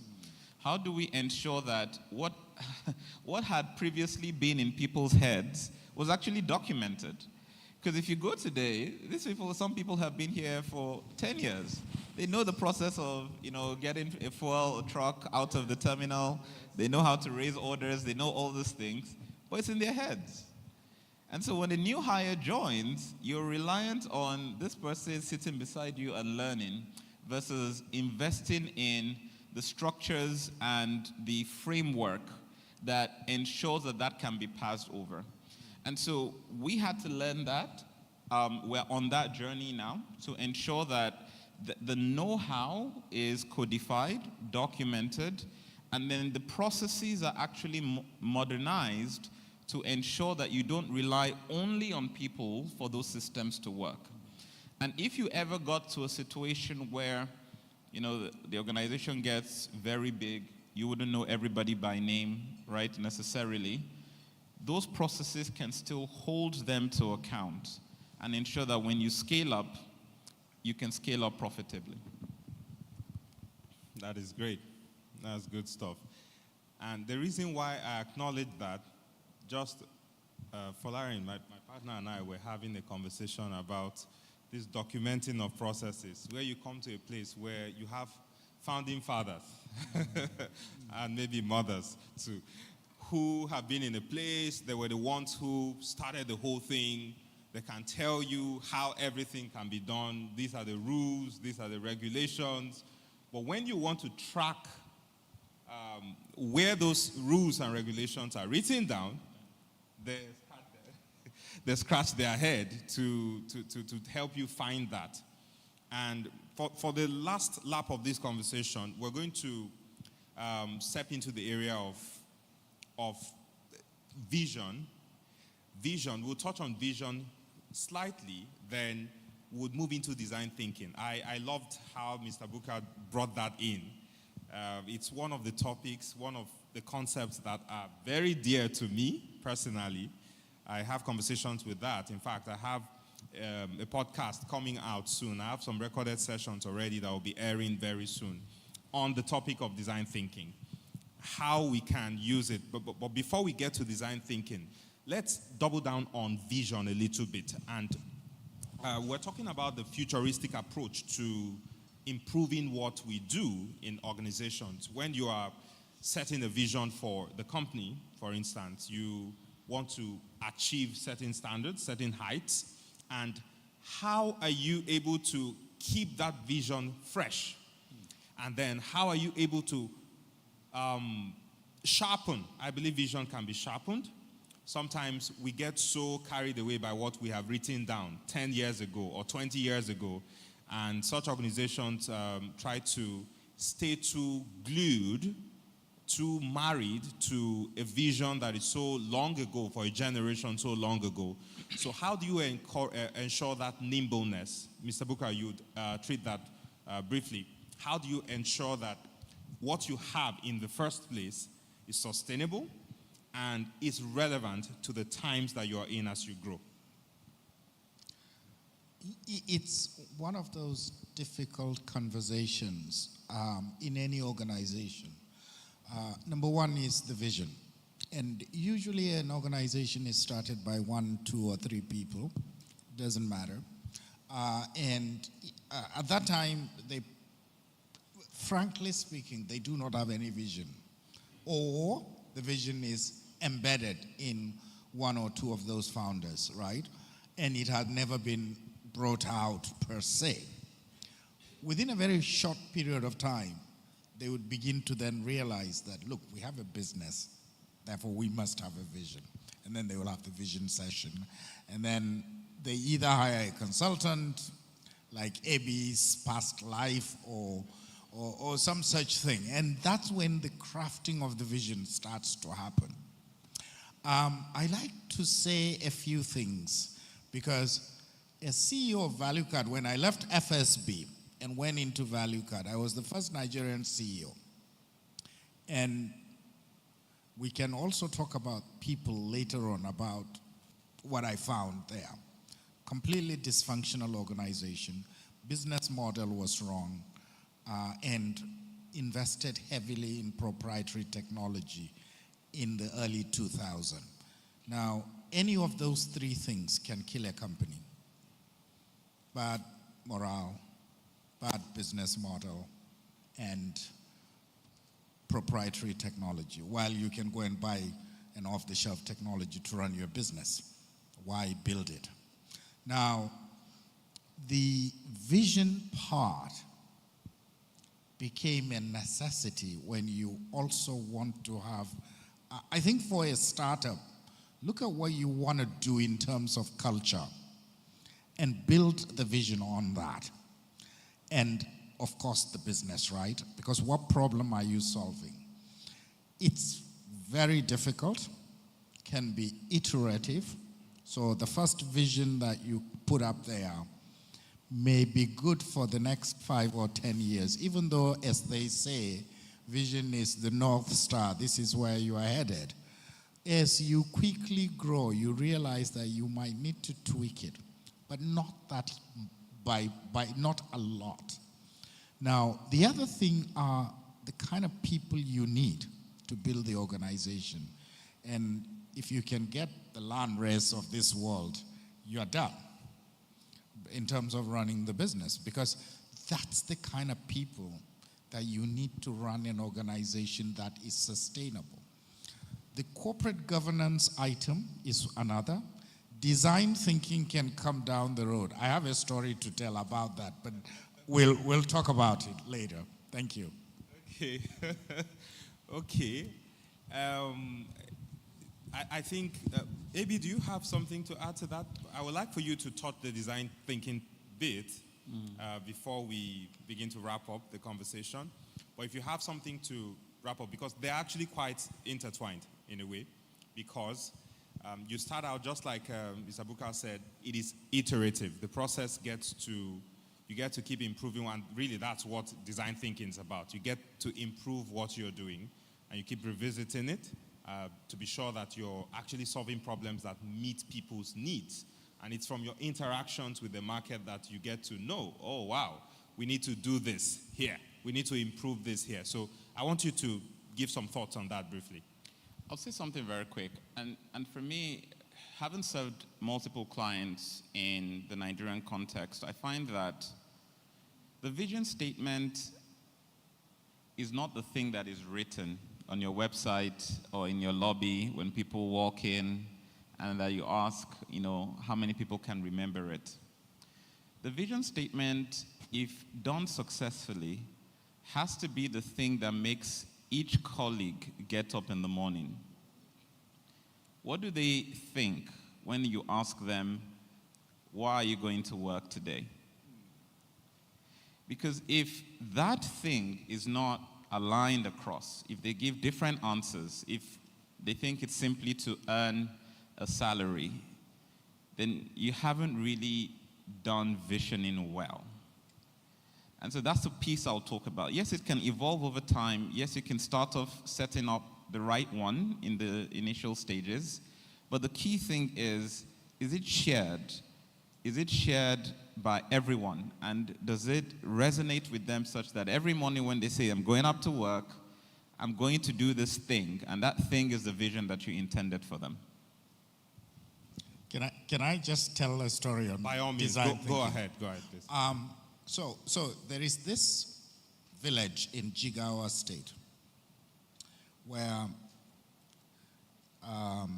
they do not have clean water. So they have to go a long distance to go to the stream to fetch water. And sitting here in Marriott in Lagos, it's something probably inconceivable, but so it's usually the women and children that do that exercise. So the International Development Agency that wanted to bring clean water to the village actually hired consultants from Lagos, of all places, to go and solve that issue. So they ended up building a nice state-of-the-art borehole powered by solar, so it's sustainable, renewable energy, in the middle of the village. Guess what? The villagers still go to the stream to fetch water. After they did their assessment, they go, wow, it's a total failure. What is going on? So it turns out that they didn't do the necessary ingredient of design thinking, involving the people in the whys of what you are trying to achieve. And so here is what's happening culturally in that small place, small village. The women, by walking away from the town or from the village to that spot, it's not just for fetching water. It's also for exchanging news about each other. It's like the social media platform. Yes. And the teenagers, that's actually where they go and hang out. So if you know that's what it is, that is even unwritten, unseen, but you have to dig through to get that out. You could have done something similar, maybe slightly outside of town, but not far away, such that those components of the social interaction remains. And so that's when you have lack of design thinking in coming up with a new product or solution. Thank you. That is a beautiful story on design thinking. That is one of the best you can find. So we need to wrap up now, and I am actually so sad by that fact. But we really need to wrap up now. Yeah. So you need to promise me that we can do final words in 30 seconds. Sure. And I would have loved for us to touch on the business model part to close on that, but we would have to leave that for another conversation. So just final closing words before we can wrap up this session. So let AB go this time, and then Mr. Bukar. Thank you. I'll share a story. In the 1960s, the US and Russia during the Cold War were in a battle about the first to go to space. And President John F. Kennedy, after whom my alma mater is named, set a vision after the Russians bit the US to space. He said, we're going to the moon. And that became a rallying cry for the entire country, but it was also how NASA was founded. A few months later, when NASA was constructed and set with that vision, get Americans to the moon, JFK was walking through the halls meeting the NASA administrators, the employees working there, and he saw a janitor cleaning the floor. And he asked the man, "What do you do here? Or what is your job here?" And he said, "I'm here to help put a man on the moon."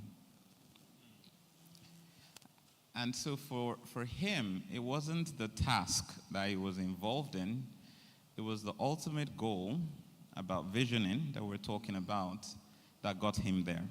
And so I encourage all of us as we think through our own businesses, ensure that you understand the why, not just for your customers, but for yourselves. Thank you. Amazing. Mr. Bukar. Yes, I think one of the key things about vision and congruence, just as AB mentioned, is the fact that as an employee in an organization, if you don't know the why of showing up, and if there is no congruence between your own internal value system and that of the company, you better run away, because you will feel frustrated and run down running or functioning in that entity. So vision becomes very, very important. And of course, the value system of the organization, if it is in congruence with yours, then it doesn't become a job. It becomes actually a passion. And to me, that's my parting 2 cents. Thank you. All right. Thank you very much. Do not forget those words. It is important to build the right structuring, legal, business, governance. It is right to build people. It is right to keep improving what you're doing. And trust me, that will just be the beginning of your journey. And top, you shall go. Thank you very much for this amazing conversation. Mr. Bukar, thank you, sir. Thank you, AB. All right, Folarin will join me. No, please, let's take a photo quickly.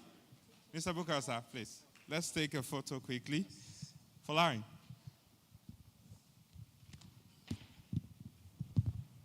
We're talking about a company that's not just moving boxes, but actually reshaping the landscape of an entire nation. Okay, I'm intrigued. What's this company and what makes them so special? Get this, they're called Pomegranate Ltd, P&L for short, and they're tackling logistics in a place most wouldn't even know where to begin: Nigeria. Ah, Nigeria.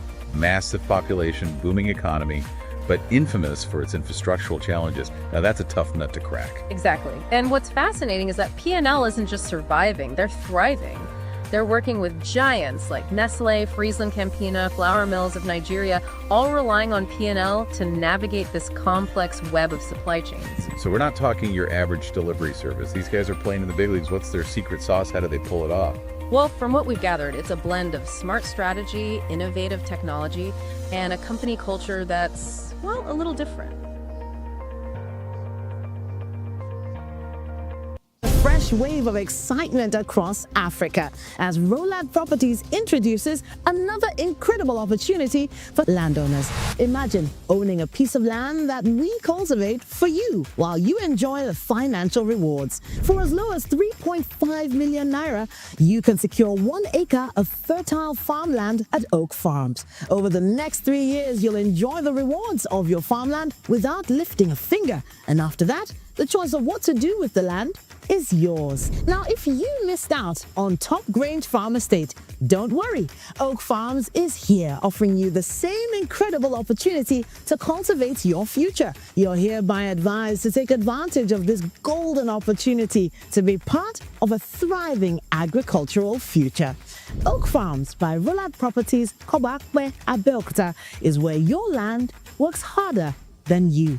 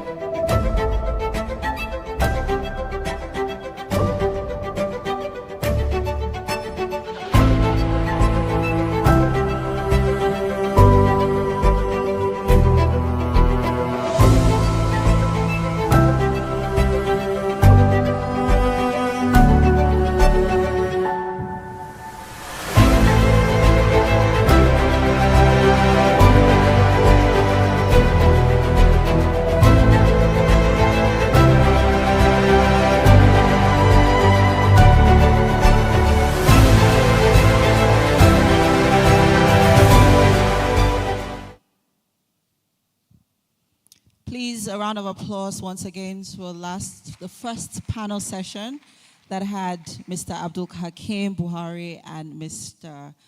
Booker. Interesting panel session there. We'll move on to our next keynote session.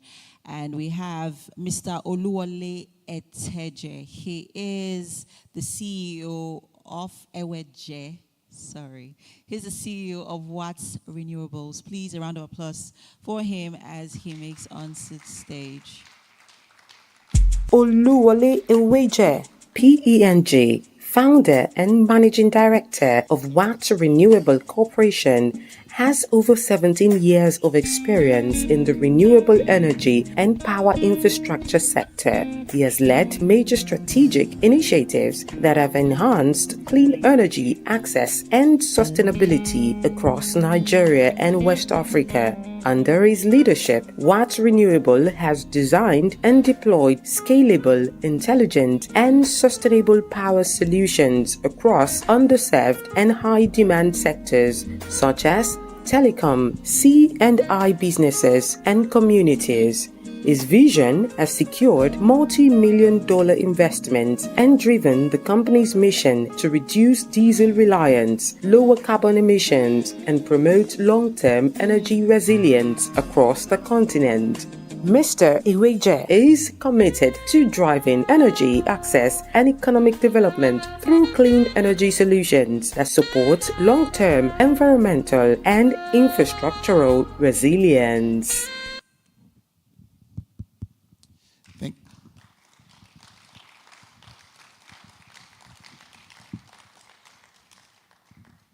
Thank you very much. Thank you.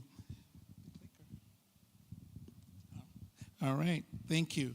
It's good to be here. Thank you very much to the CHLP team for the invite. I guess I'll share my connection with CHLP first before I go right into my presentation. When Falani talked about the 10-year startup, I think it was talking about us, but we're not quite 10 years yet, but we started, I think, about 7 years ago. And if we talk about founding fathers, Falani Oloyede was actually one of the very first people that were there with us. I always say before there was a company, there was Falani.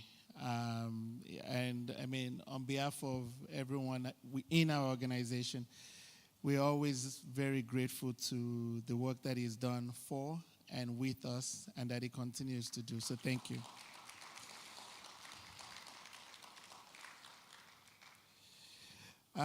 When Falani invited us to participate, we felt really honored, and we thought one of the best things we could do was actually share our own experience.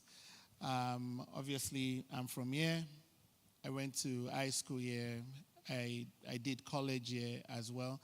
But I left for Canada in the late 90s before people started to jackpot, as they say it.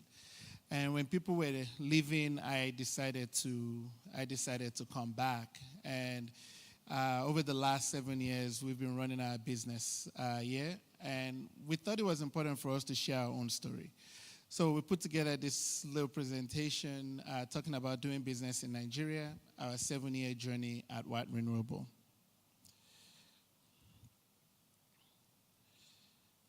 I don't have a clicker. Oh, thank you. Who is clicking on my behalf? No one. Okay, so I guess I'll start off by talking about Watts Renewables. So our organization is a renewable energy organization. We provide, like I like to say, sustainable energy development in communities. When we started 7 years ago, we actually wanted to do large grid-connected systems. We were looking at a 10-megawatt system where we're providing power to the grid, and the grid is providing power to communities. We realized very quickly that was a really tough business model. From a bankability point of view, you needed to make sure that even though you were putting these investments on the ground, you were able to recover your investment. Realizing that we did not have a bankable off-taker or an organization that would ensure that we got paid, we decided to go into what we call distributed energy systems, so mini grids. We tried out the mini grids. It was also really a very tough business. You do it with all best intents. People get much smarter than you are. Your expected revenues are not coming in as you expect them to come in. And as a business, you've got to continue to find ways to pivot. And if you're a small business, you've got to be able to pivot rather quickly. And in our own case, we looked at ways with which we could pivot. And one of the places where we pivoted to very quickly was providing power services to telecoms infrastructure. We found that these telecoms infrastructures were running on 24-hour diesel. It was very expensive for them. And we were looking at ways with which we could actually add value to their business. We found that, yes, we can add value by helping them, even if it was like 20-30% reduction in cost. That was going to translate to significant reduction in their own operating cost and increase their EBITDA or their profitability. It was a business that, it was a service that these businesses needed. However, they just didn't have businesses that were willing to invest their own money into that type of business model. We were interested in doing it, and that's what we've been doing over the last 7 years. Talking about that, our footprint now, actually before we get to Nigeria, our footprint now in Nigeria is we operating in all 36 states now. We've got well over 150 staff across the country. The business continues to do well. We've pivoted not only in telecoms, we're in financial services. We're looking at large manufacturing and corporate and commercial customers that we're providing services to right now. The theme of this conference is the vantage point. And one of the questions that we ask ourselves is, what is our own vantage point? And I think the speakers prior to myself they've touched on the three that we've identified.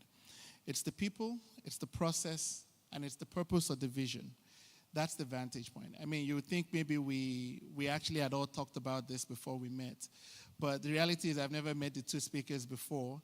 But, I mean, if the three of us are saying the same thing or touching on similar points, it's very obvious that those are the three of many recipes that are needed to be successful or to run a successful business in Nigeria. But today we say, what is one of the things that makes us different? It is trust. It's ensuring that you have employees that you can trust. Ensuring that you have employees that actually buy into your vision. Ensuring that you have a process that supports what it is that you're doing or that you're trying to put together. And I can touch on that a little bit more, but because of time, I'm going to try and just move on to the next one.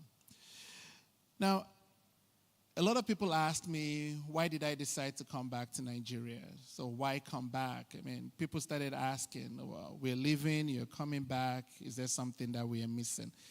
And to me, I never discourage people from traveling. As a matter of fact, I encourage them to, because I think everybody deserves to actually have that experience. But why did we come back and why did we pick Nigeria? Outside of the fact that it is where I grew up, we picked Nigeria because of the market potential. We've talked about that in previous presentation. Large growing population. One of the speakers had talked about 4x birth rates in Nigeria compared to Western Europe. I mean, that's huge. Population continues to grow. Power is something that is needed. It's one of the key infrastructure points that the country needs to continue to grow. And we felt that if we could actually support in one of those areas, that we thought we would do very well. Nigeria is strategically located. Everyone looks up to the country. Investors want to do business in the country. And the need is massive. I mean, there could be 20, 50 of us doing the same thing, and I still doubt that we could actually meet the demand that currently exist in Nigeria. Human capital. One thing that investors really, really like about Nigeria is we've got a young, growing, and highly, highly resourceful population. Nigerians have grit. They're highly resilient. It's why they say they always do very well wherever they go. Doing business in the country in of itself can be very challenging, but we always find a way to make it work. So that's the reason why we came. Today, like I said, we operate in all 36 states in the country, and we continue to look at ways to expand. So what are some of the key challenges that we face? Coincidentally, some of this has also been mentioned, so I will just reiterate them. Obviously, for us, our business is very capital intensive and very forex intensive. When we started, I think dollar was about 300 naira to the dollar. We were borrowing money in dollars then. And right now we're having to do repayments at 1,600 naira to a dollar. That forex exposure is huge. That's one of the many challenges. Regulatory bottleneck, we continue to find ways, but it exists everywhere. We just got to continue to deal with it, unfortunately, for right now. Huge infrastructure gap. As some might identify that as a challenge, we also identify it as an opportunity. That infrastructure gap in terms of power is why we exist as a business today. Security and community relations. I mean, for us, yes, there's security challenges. However, one of the speakers did mention, you've just got to engage the community. Once you engage them, you better understand how to navigate those communities. And to them as well, they understand what your values, what your vision is, and we find that they tend to support us as well. I'm going to try and skip just because of time. My time is up, but there's a few lessons learned that I'd like to share. The first one is that patience is a strategy, and that is fact.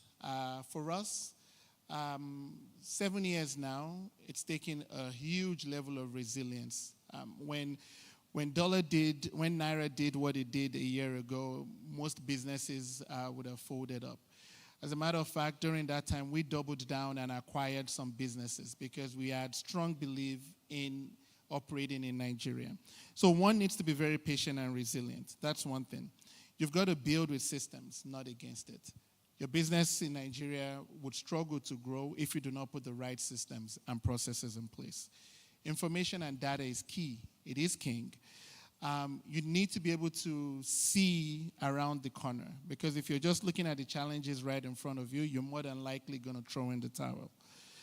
Local first. The chairman actually touched on that. Building, growing with local intent in mind is the way and one of the ways which you're going to be able to stay sustainable. And lastly, don't scale too fast. If you run faster than you can walk, you'll more than likely fall. Thank you very much.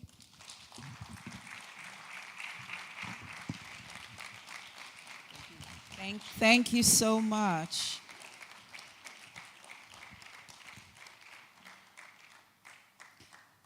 It is said that slowly is the fastest way to get there. Who else agrees with me? Nobody. Okay, without further ado, I would like to call on the next speaker, Mr. Babajide Duroshola. He is the General Manager, Chlp Nigeria. Please, a round of applause for him. Duroshola joined Chlp Nigeria as the general manager in July 2021. Prior to Chlp, he was the country director at Safe Border Nigeria, where he was responsible for the overall growth of the business. He is a business management executive with extensive expertise in startups, technology, banking, and consulting, with over 10 years of extensive transnational experience across roles. He has developed comprehensive competence in business operations and management, strategy, marketing, community, and ecosystem management and engagement. Multilaterally skilled, Babajide is also a limited partner at Rally Cap Global. This emerging market investment fund focuses on investing in exciting startups in Africa, Latin America, and Southeast Asia. Prior to Safe Border, he was the community manager, technical talent at Andela, where he was responsible for leading the community and owning the brand to attract new community members and fellows to the organization.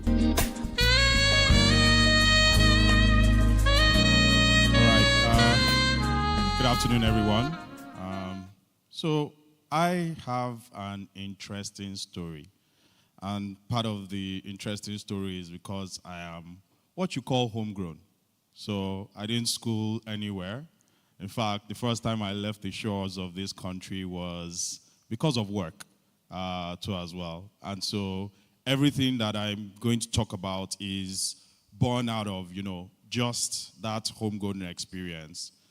Sitting, building a business here, helping people scale their businesses. Now, I usually start off by saying one thing. I have no dreams of owning my business. People have looked at me crazy. They've said I'm not ambitious. They've said a lot of things too as well. But, I just don't dream of starting my own company. What I do dream about is helping people scale startups. So I work in startups. I've worked in consulting, I've done banking, and I've worked in startups. Two of them are unicorns, on the continent too as well. And I've had leadership roles in those positions too. Now, I know I might sound like this, but if you catch me on a regular day, I'm always wearing black t-shirts and jeans because I'm from the school of trenches too as well. And I like the topic about, taking the vantage position because you then now start to think about what exactly is the vantage position. I like the analogy where he said, a sniper stands at the highest point and they're able to take aim too as well. And so, for me, vantage position is all about the strategic market placement. How do you, take that position? Today, I oversee the Nigerian operations of a company called Chlp. Chlp is, we've been called a solar company, we've been called a smartphone company, we've been called a fintech, we've been called so many things, people can say, but we're a smart money platform for everyday income earners. And what are those everyday income earners? Your tailors, your drivers, your mechanics, your traders, people like that. So my own is the Mekunus of this continent. We have over 5 million customers across the continent, and we're a $400 million revenue business. We're just 14 years.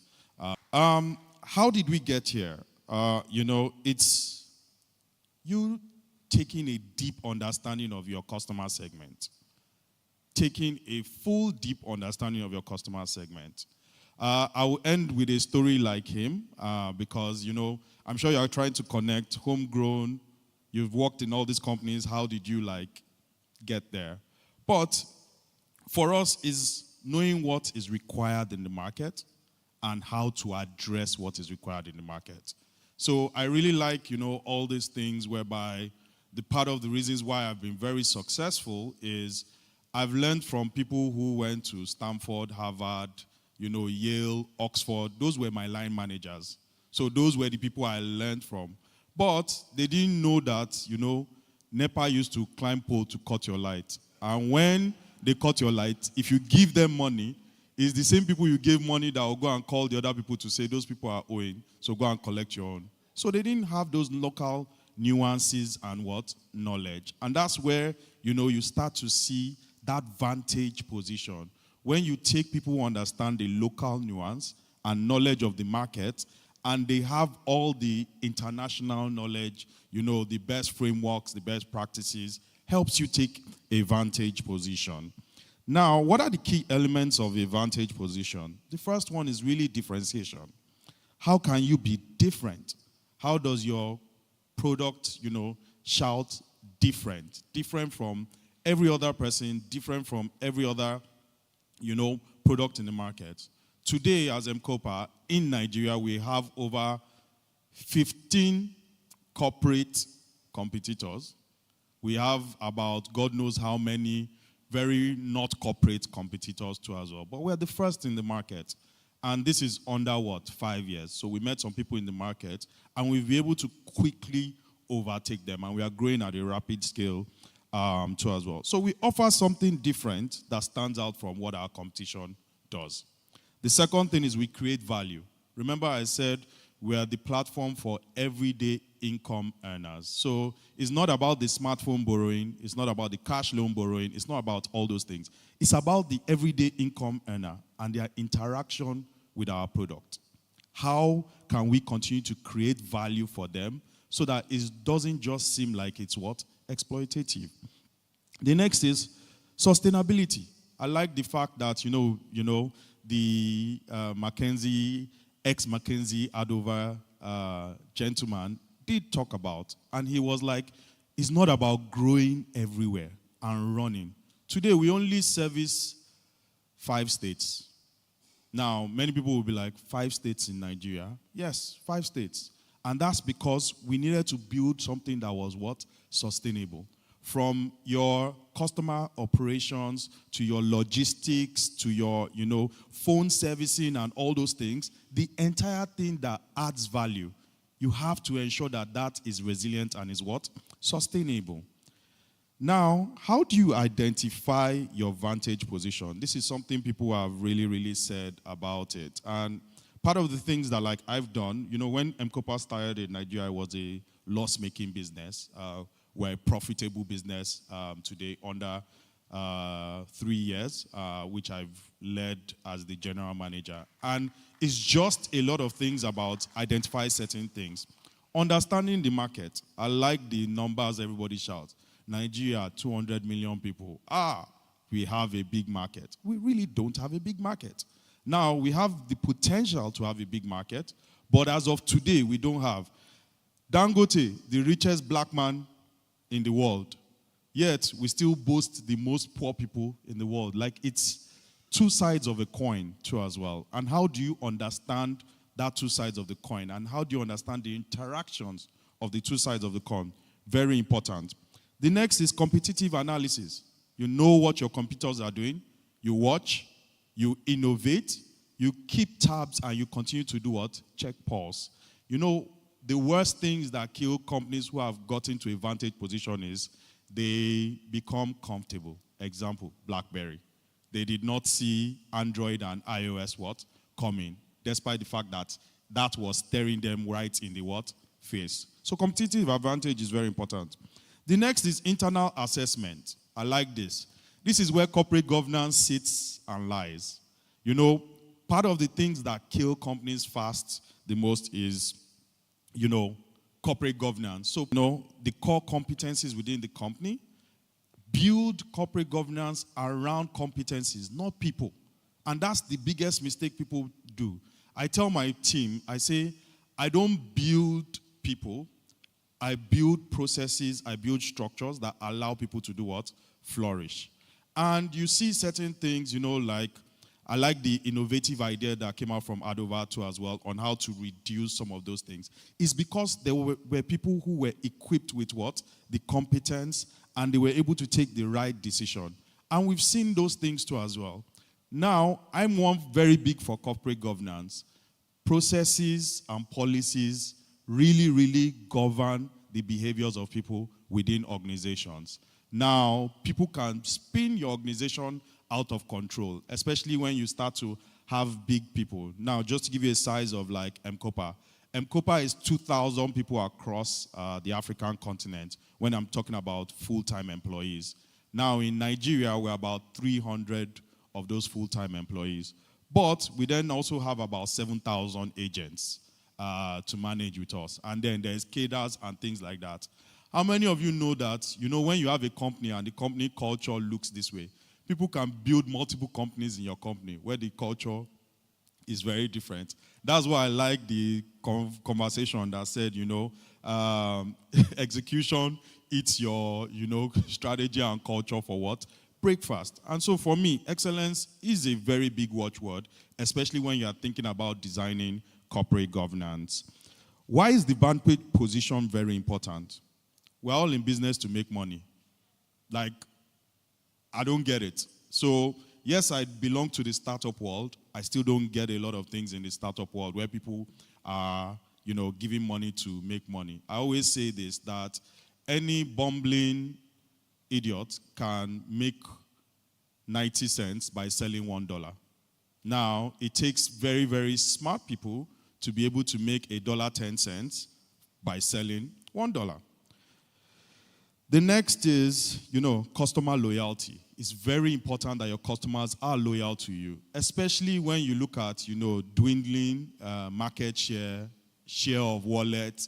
Everybody is competing for it.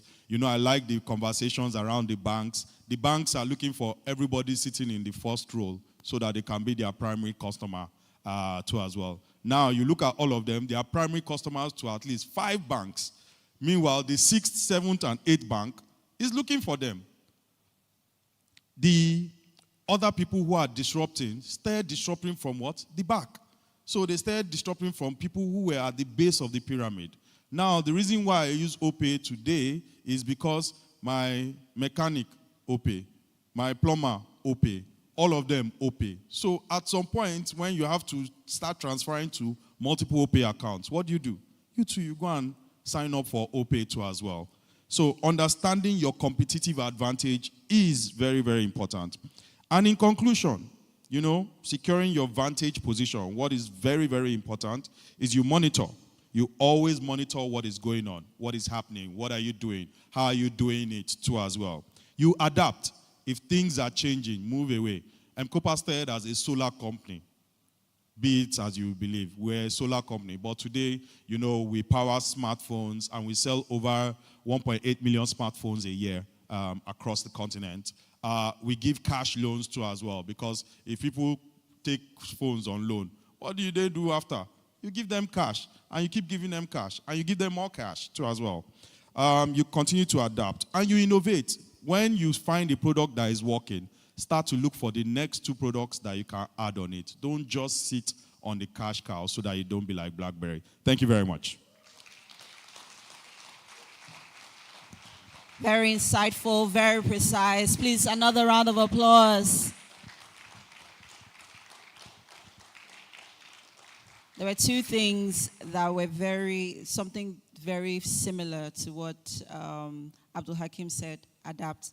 And he talked about adapting as well. And then competitive analysis. I hope we understand what it means to understand our competitor. It didn't say copy and paste. While you are copying, you also, also create it in a way that is unique to your brand. Please, would like to get ready for the next panel session, which will be moderated by Folari Oloyede, but quickly we need to do this. We're talking about a company that's not just moving boxes, but actually reshaping the landscape of an entire nation. Okay, I'm intrigued. What's this company and what makes them so special? Get this, they're called Pomegranate Ltd, P&L for short, and they're tackling logistics in a place most wouldn't even know where to begin: Nigeria. Ah, Nigeria. Massive population, booming economy, but infamous for its infrastructural challenges. Now that's a tough nut to crack. Exactly. And what's fascinating is that P&L isn't just surviving, they're thriving. They're working with giants like Nestle, Friesland Campina, flour mills of Nigeria, all relying on P&L to navigate this complex web of supply chains. So we're not talking your average delivery service. These guys are playing in the big leagues. What's their secret sauce? How do they pull it off? Well, from what we've gathered, it's a blend of smart strategy, innovative technology, and a company culture that's, well, a little different. A fresh wave of excitement across Africa as Roland Properties introduces another incredible opportunity for landowners.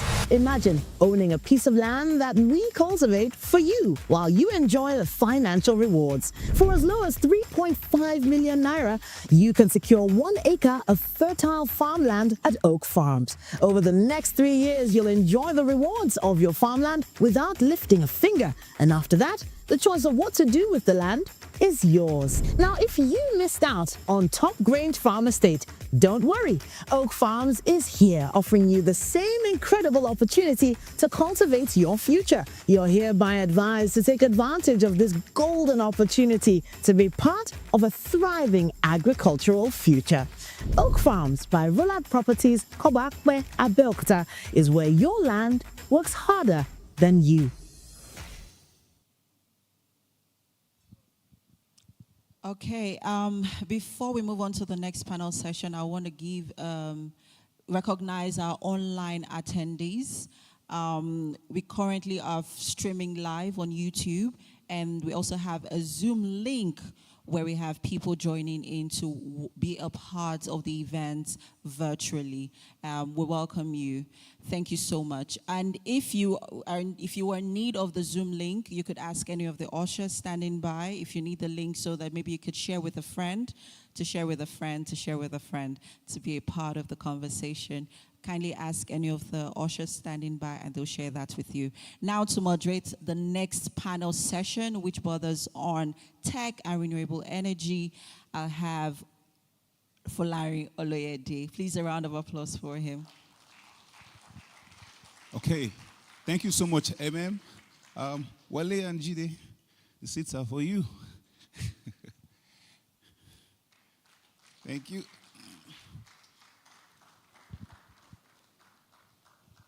All right, you're welcome. Don't worry, I'll be here. Okay, so, Wale mentioned how we came into, how we met.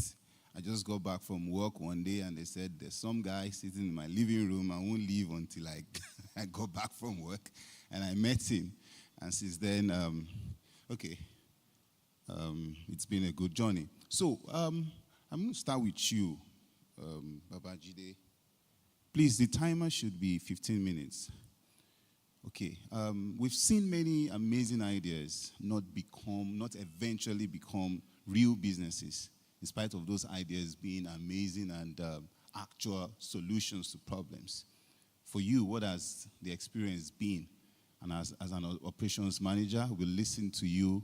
You're the one that, when they do all the business model, when they narrate from 0 to 1 billion, you are the one that says, yeah, bring it. And then, make it materialize. So what has your experience been in that aspect?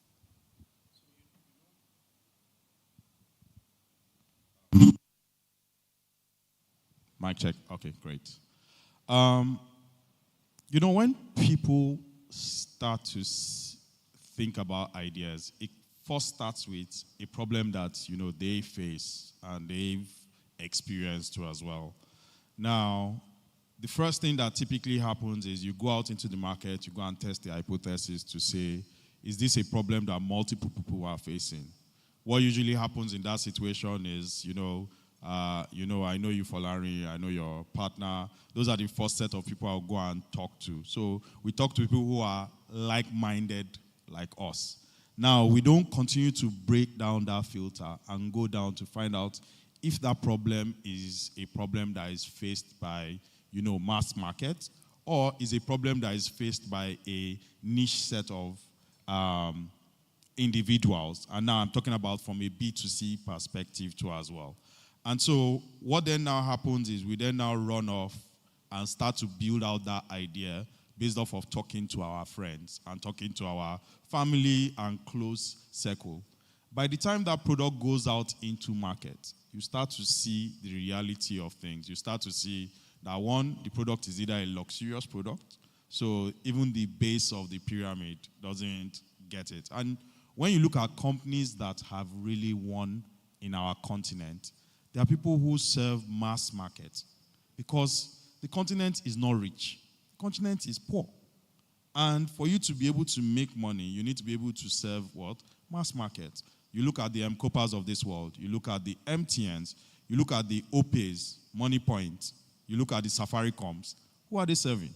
Mass market. They start to serve mass market first before people like Folari and Babajide then now join in. Whenever really they are forced, users. Now, there's that part. There are other parts of that, like, the product might be ahead of its time. Paystack and Flutterwave did so much for the technology space too as well. Because without Paystack and Flutterwave, nothing like PiggyVest will exist.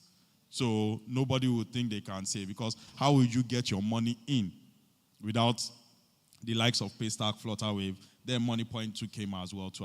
So you have some solutions that, they need another solution to be created to go and do it. We saw that in the e-commerce space.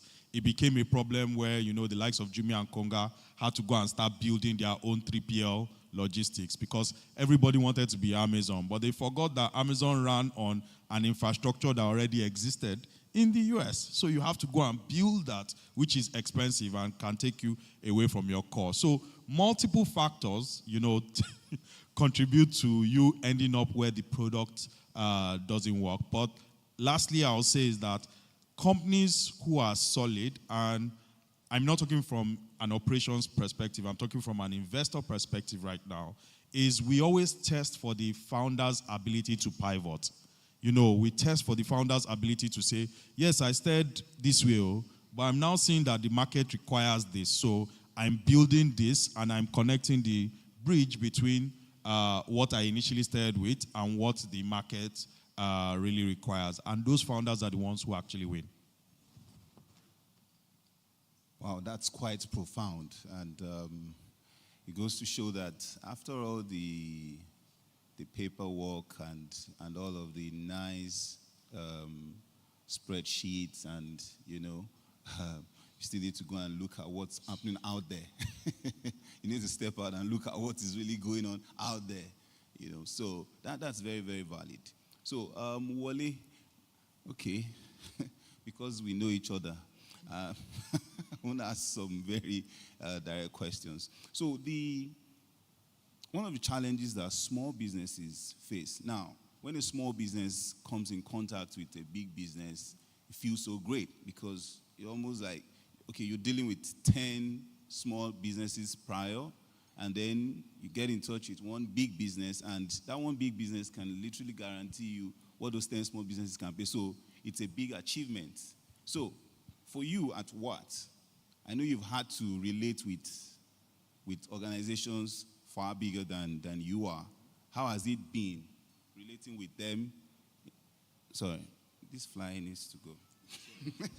I don't know. Your perfume. Who registered? Who registered the fly? Okay. So, how has it been relating with them, particularly in ensuring your revenue targets? And there are situations that you don't easily walk away from big businesses. Though they are treating you somehow, you don't feel too good about it, but you don't easily walk away. So how has it been for you? At the level you are relating with bigger organizations and you being able to also meet your revenue target?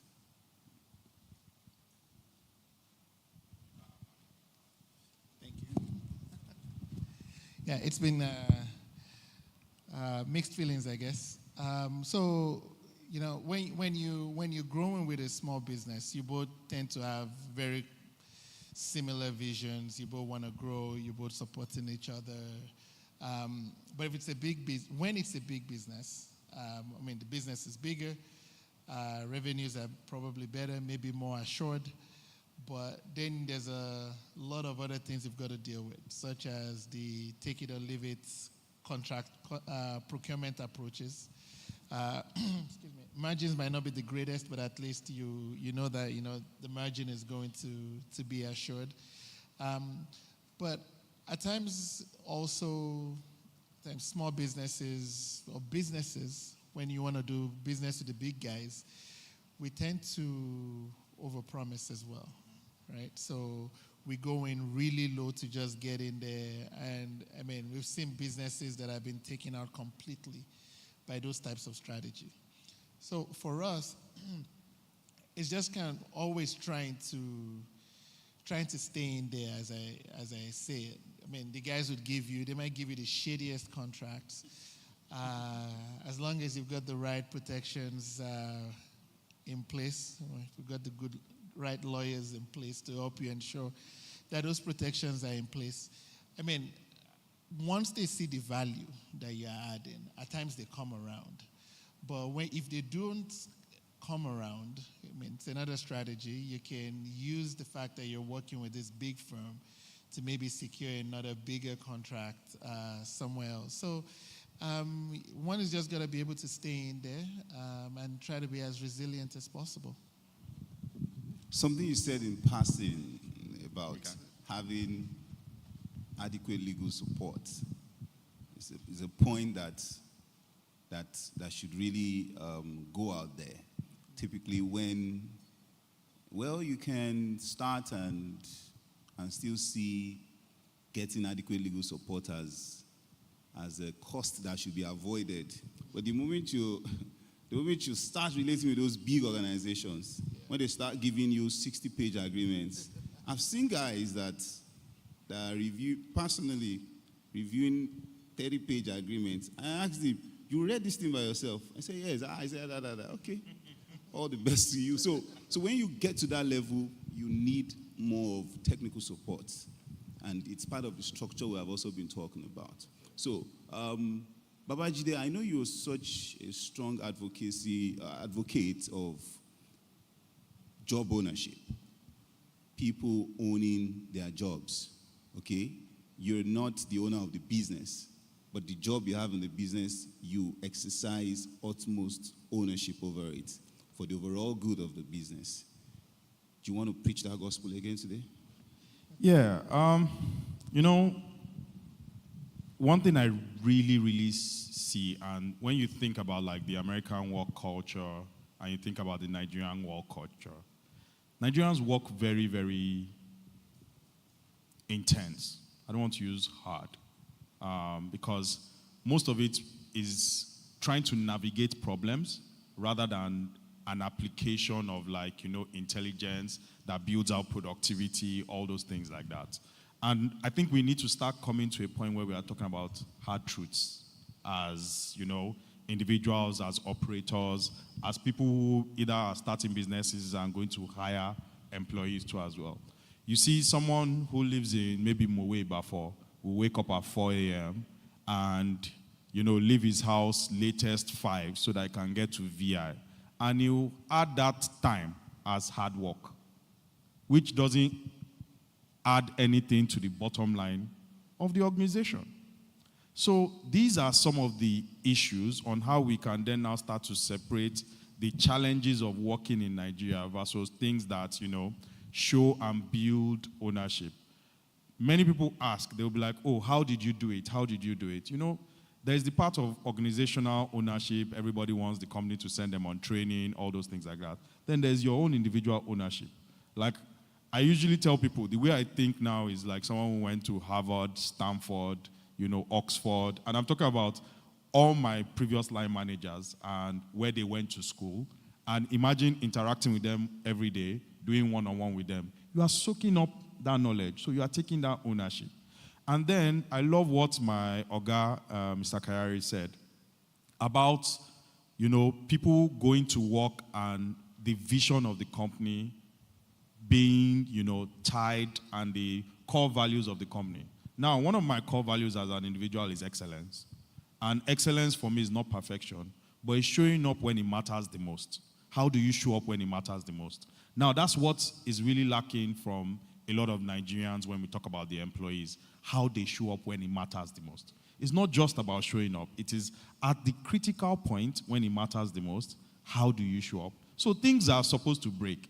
That's the reason why it is work. Things are supposed to go bad. That's the reason why it's work. How do you show up in the situations when they go bad? How do you show up to your customers? How do you show up to your internal employees? How do you show up to your, stakeholders, your colleagues? Everything like that is very, very important. And that's what really starts to differentiate a lot of people. Now, I was talking about having local knowledge and, international work style and work skill too as well. It's a very important dot to connect because Nigerians don't necessarily have the best reputation out there. So you have foreign companies that are coming to start up companies.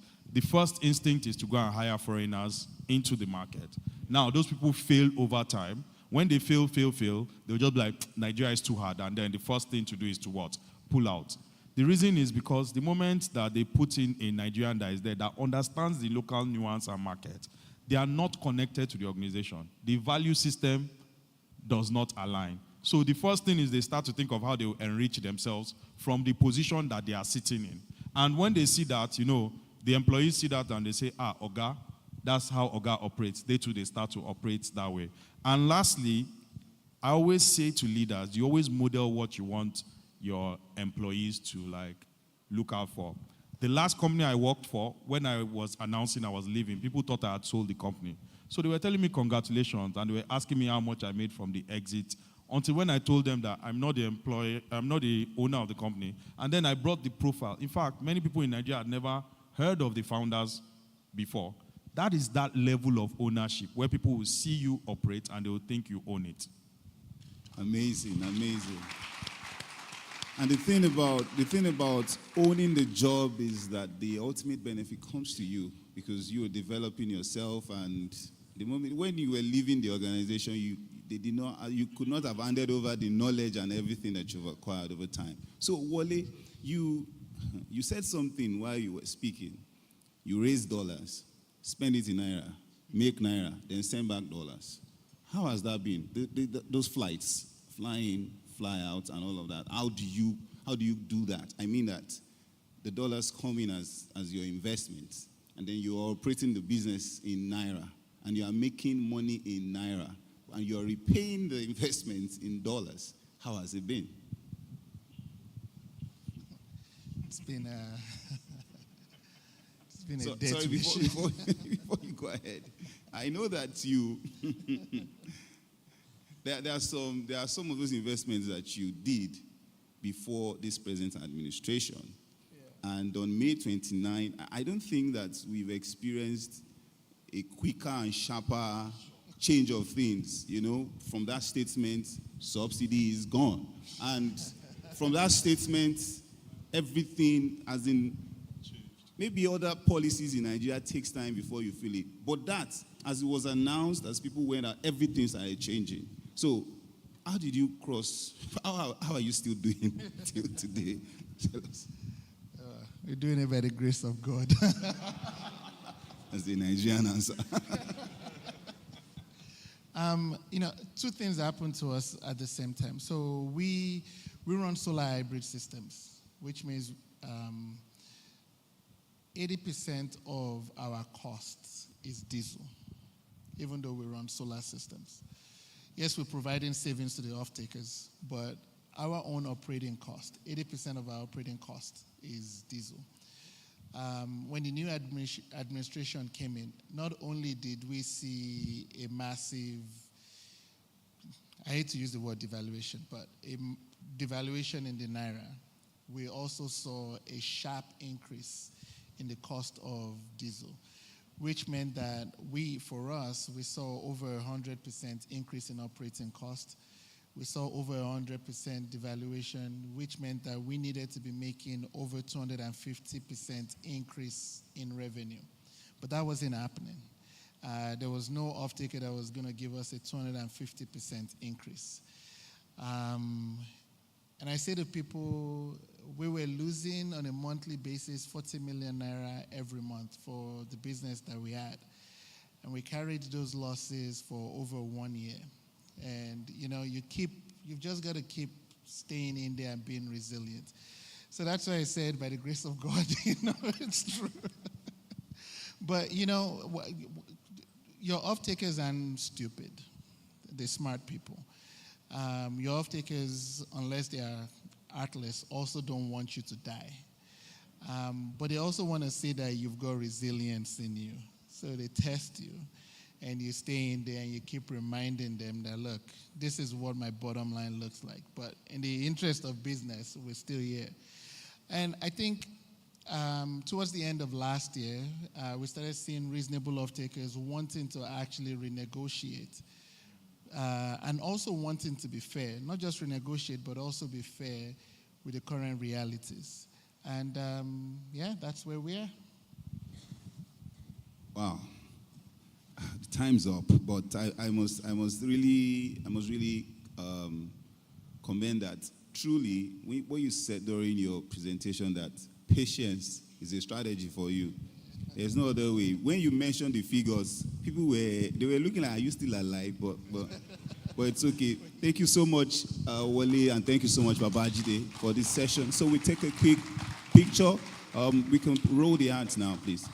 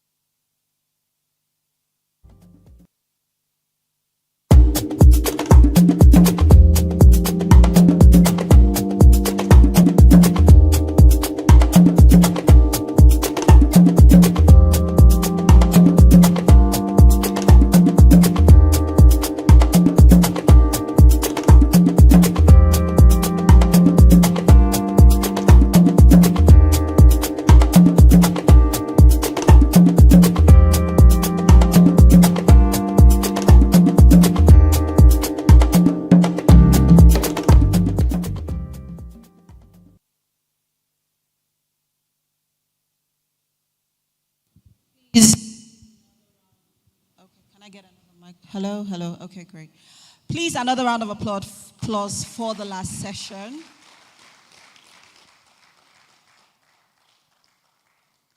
Quickly, let's move on to the next keynote speech. And this is by Mr. Johnson Teniola Faromoju. Can his profile come up, please? Johnson Teniola Famoreju, Christian, Nigerian, hails from Ilututu Osora in Okitipupa local government area of Ondo State. He is an associate of the Chartered Institute of Bankers of London and Nigeria. He is a fellow of the Chartered Institute of Stockbrokers and has served as a member of the National Governing Council of the Nigerian Stock Exchange. He retired from the bank as a general manager before proceeding to set up his own company, Forthright Securities and Investments Limited, a stockbroking firm. He is the chairman board of directors of Ilutitu Osoro Microfinance Bank in Ondo State, Forthright Properties Limited, and Forthright Agro-Allied Companies Limited. He is also the chairman board of directors, Foursquare International Conference Center, Idimo, and a former member board of trustees of Macpherson University. He is chairman board of trustees of the Johnson Teniola Famoreju Foundation, a non-profit organization with a mission to impact communities positively through education, training, and empowerment. He is married and blessed with 3 children. Okay. I think good afternoon, everybody. I got a call from Fulani. I think it was someone has referred that he would speak to me. And I thought it was just a one-on-one conversation. He now asked me to come and share my thoughts. So I'm going to talk to you and then to talk about the real estate business. But I'm not going to talk as a promoter. I'm going to talk to you strictly as an investor. Quite a number of you here, if you're not involved in maybe real estate, I'll just tell you my discussion will center around just an investor, not promoting real estate itself. But I'll try to look at it as an investor who looked at an instrument in which you can make more money, you put money and you get more money on it. So I'm going to look at that. So my approach to it would first the real estate as an investment, Lagos as a case study. Lagos is one of the most commercial center, if the most commercial center of Nigeria. The site is small. It's a very small size and a very large population. And then every of these people will want to see where to stay, do the business.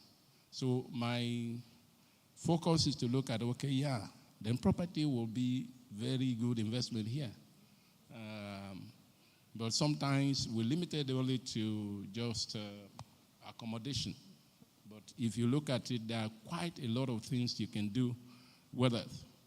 I'm going to mention some of them. I looked at the population is high. The young population that will require to do a number of, business. You know, when you have a young population, the desire, if you want to make money, just target that group. Target them. Because they pull together. When you see one middle-class person in one side, you know that if he has 20, all of them are going to join him. So you attract one, and then he will attract the other people to you. So I looked at Lagos and then began to study what is the area where I can position myself and develop investment around properties. So that's huge. And then that led me to promote the Fortright Gardens, which you saw. It's about 800 plot-sized estate. It was quite challenging at the time. But today, something that we started with selling what, less than 3 million. Today, you can get less than maybe 80 million or thereabout per plot. And then we funded everything entirely. We didn't borrow any money from the bank or for doing anything. And I'm going to tell you the secret about that. If you borrow money from the bank, 36, 37%, 80%, you're not going to succeed. But there's a way you can do about it to study the real estate business. Okay? For Lagos and Nigeria generally, it's one of the major challenges that we have. No documentation. You cannot even verify the owner of the business. Maybe this is where the lawyers will do something. We have a Land Use Act, I think 1978, archaic, and no meaning again. And then even when you go to the law court now, the processes are being thrown away. If you have a CFO, it's not a guarantee that you are on a standing ground. Where's the source? They will ask you, what's the origin of that CFO? And then you find that you are in trouble if you can't trace it. And we have a problem. We don't have documented, registered land. We don't have it. We don't have it in our country where you have. But in the suburb, I don't know why we just forget about this thing. We know who owns land in where I come from. We know the history. But that is not translated in documenting ownership when you want to come to the urban centers. So I took advantage of the knowledge I have from the village. I apply it to Lagos. So when I want to buy, I go to the original set. People understand the history, and I deal with them at that grassroots. So by the time you clean it up, the young middle-class people will run to come and acquire it. So we have done that successfully, and then that has helped us a lot. I'm a firm believer of the corporate Nigeria, purely an investor. And where I see where I can create value, I go after it. There are a lot of challenges which I mentioned about the property. Apart from the registration, there is no plan. Most of the government, the plans that they have, after 3 years, and say this is residential, don't believe them. Okay? 2 years thereafter, it becomes what? Commercial. So you can't build on that except you just want to make money. Okay? So what we have done is for us, as for a person, I have looked at it purely from an investment position. I evaluate it. I'm a stockbroker. I can evaluate the risk attached to it. How can I mitigate that risk? By due diligence studying to do, once you do that, you make success out of it. There's a lot of things that, apart from, I say, housing. Look at now, Nigeria is a country, particularly in the urban center. We like parties, event centers, you understand, urban renewals are taking place. If you have one event center, maybe 2 or 3, 4, you look at the kind of money that will come into you on a regular basis. Also, parking, sports.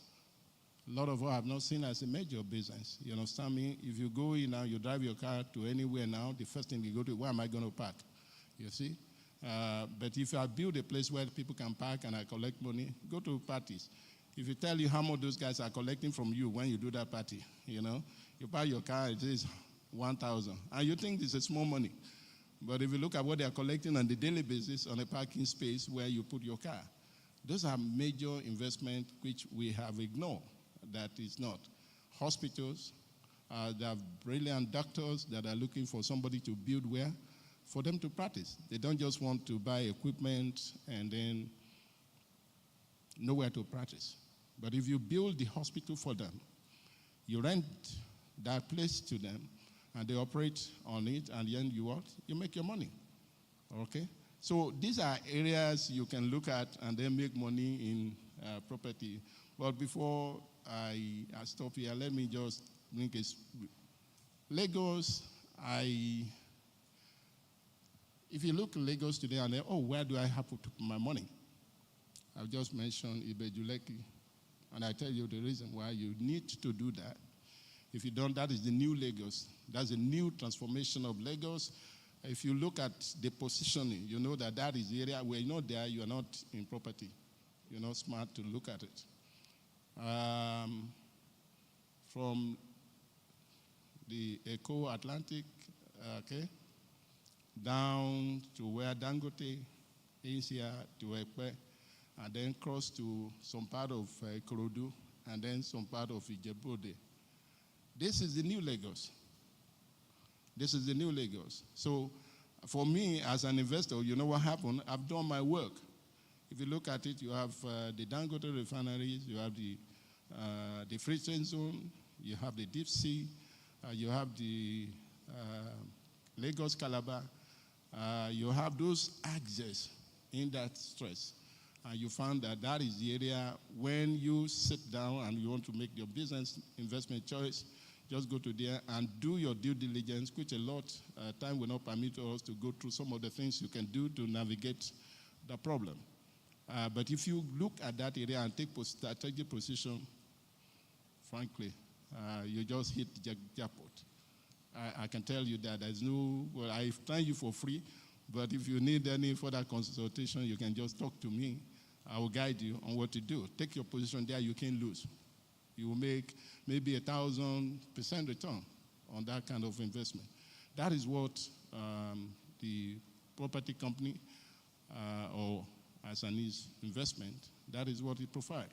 So you need to do your due diligence and understand the environment you live and know your customers, who are the middle class people. They've thrown together. They're afraid to die. They can take a risk of borrowing money. Once you get them, one will pull another. I'm telling you, if he buys today, he's going to call his friend, I bought it from this place. And then the other people will join. They go to the bank, take money. I don't go to the bank to borrow money, but they will borrow for me and then give me the money to develop the place. So those are the strategies that I've used, and then it has paid up. I run other businesses, and I don't borrow money. I use the proceeds of one business to do another, and it's done well. I presently do farming, and my target is to do about 50,000 acres within the next maybe 3 or 4 years from now. We started about 6 years ago. And we're going to accomplish that, and we have done that successfully because of what we have done with the real estate. So I want to commend that to you, and I hope that If there's anyone that needs any counseling or advice, I'm free to offer that. Thank you very much. Thank you very much, sir.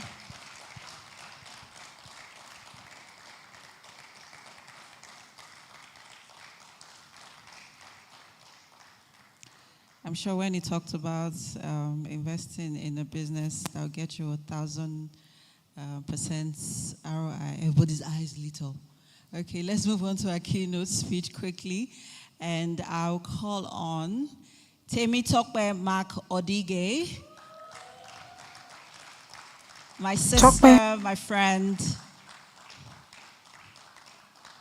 As she takes on the spread media world. Mark Odige, popularly known as TMO, is a wealth and investment coach with over 15 years of entrepreneurship experience. She is a certified life coach, NLP practitioner, an alumnus of the Lagos Business School, and a member of the Institute of Management Consultants.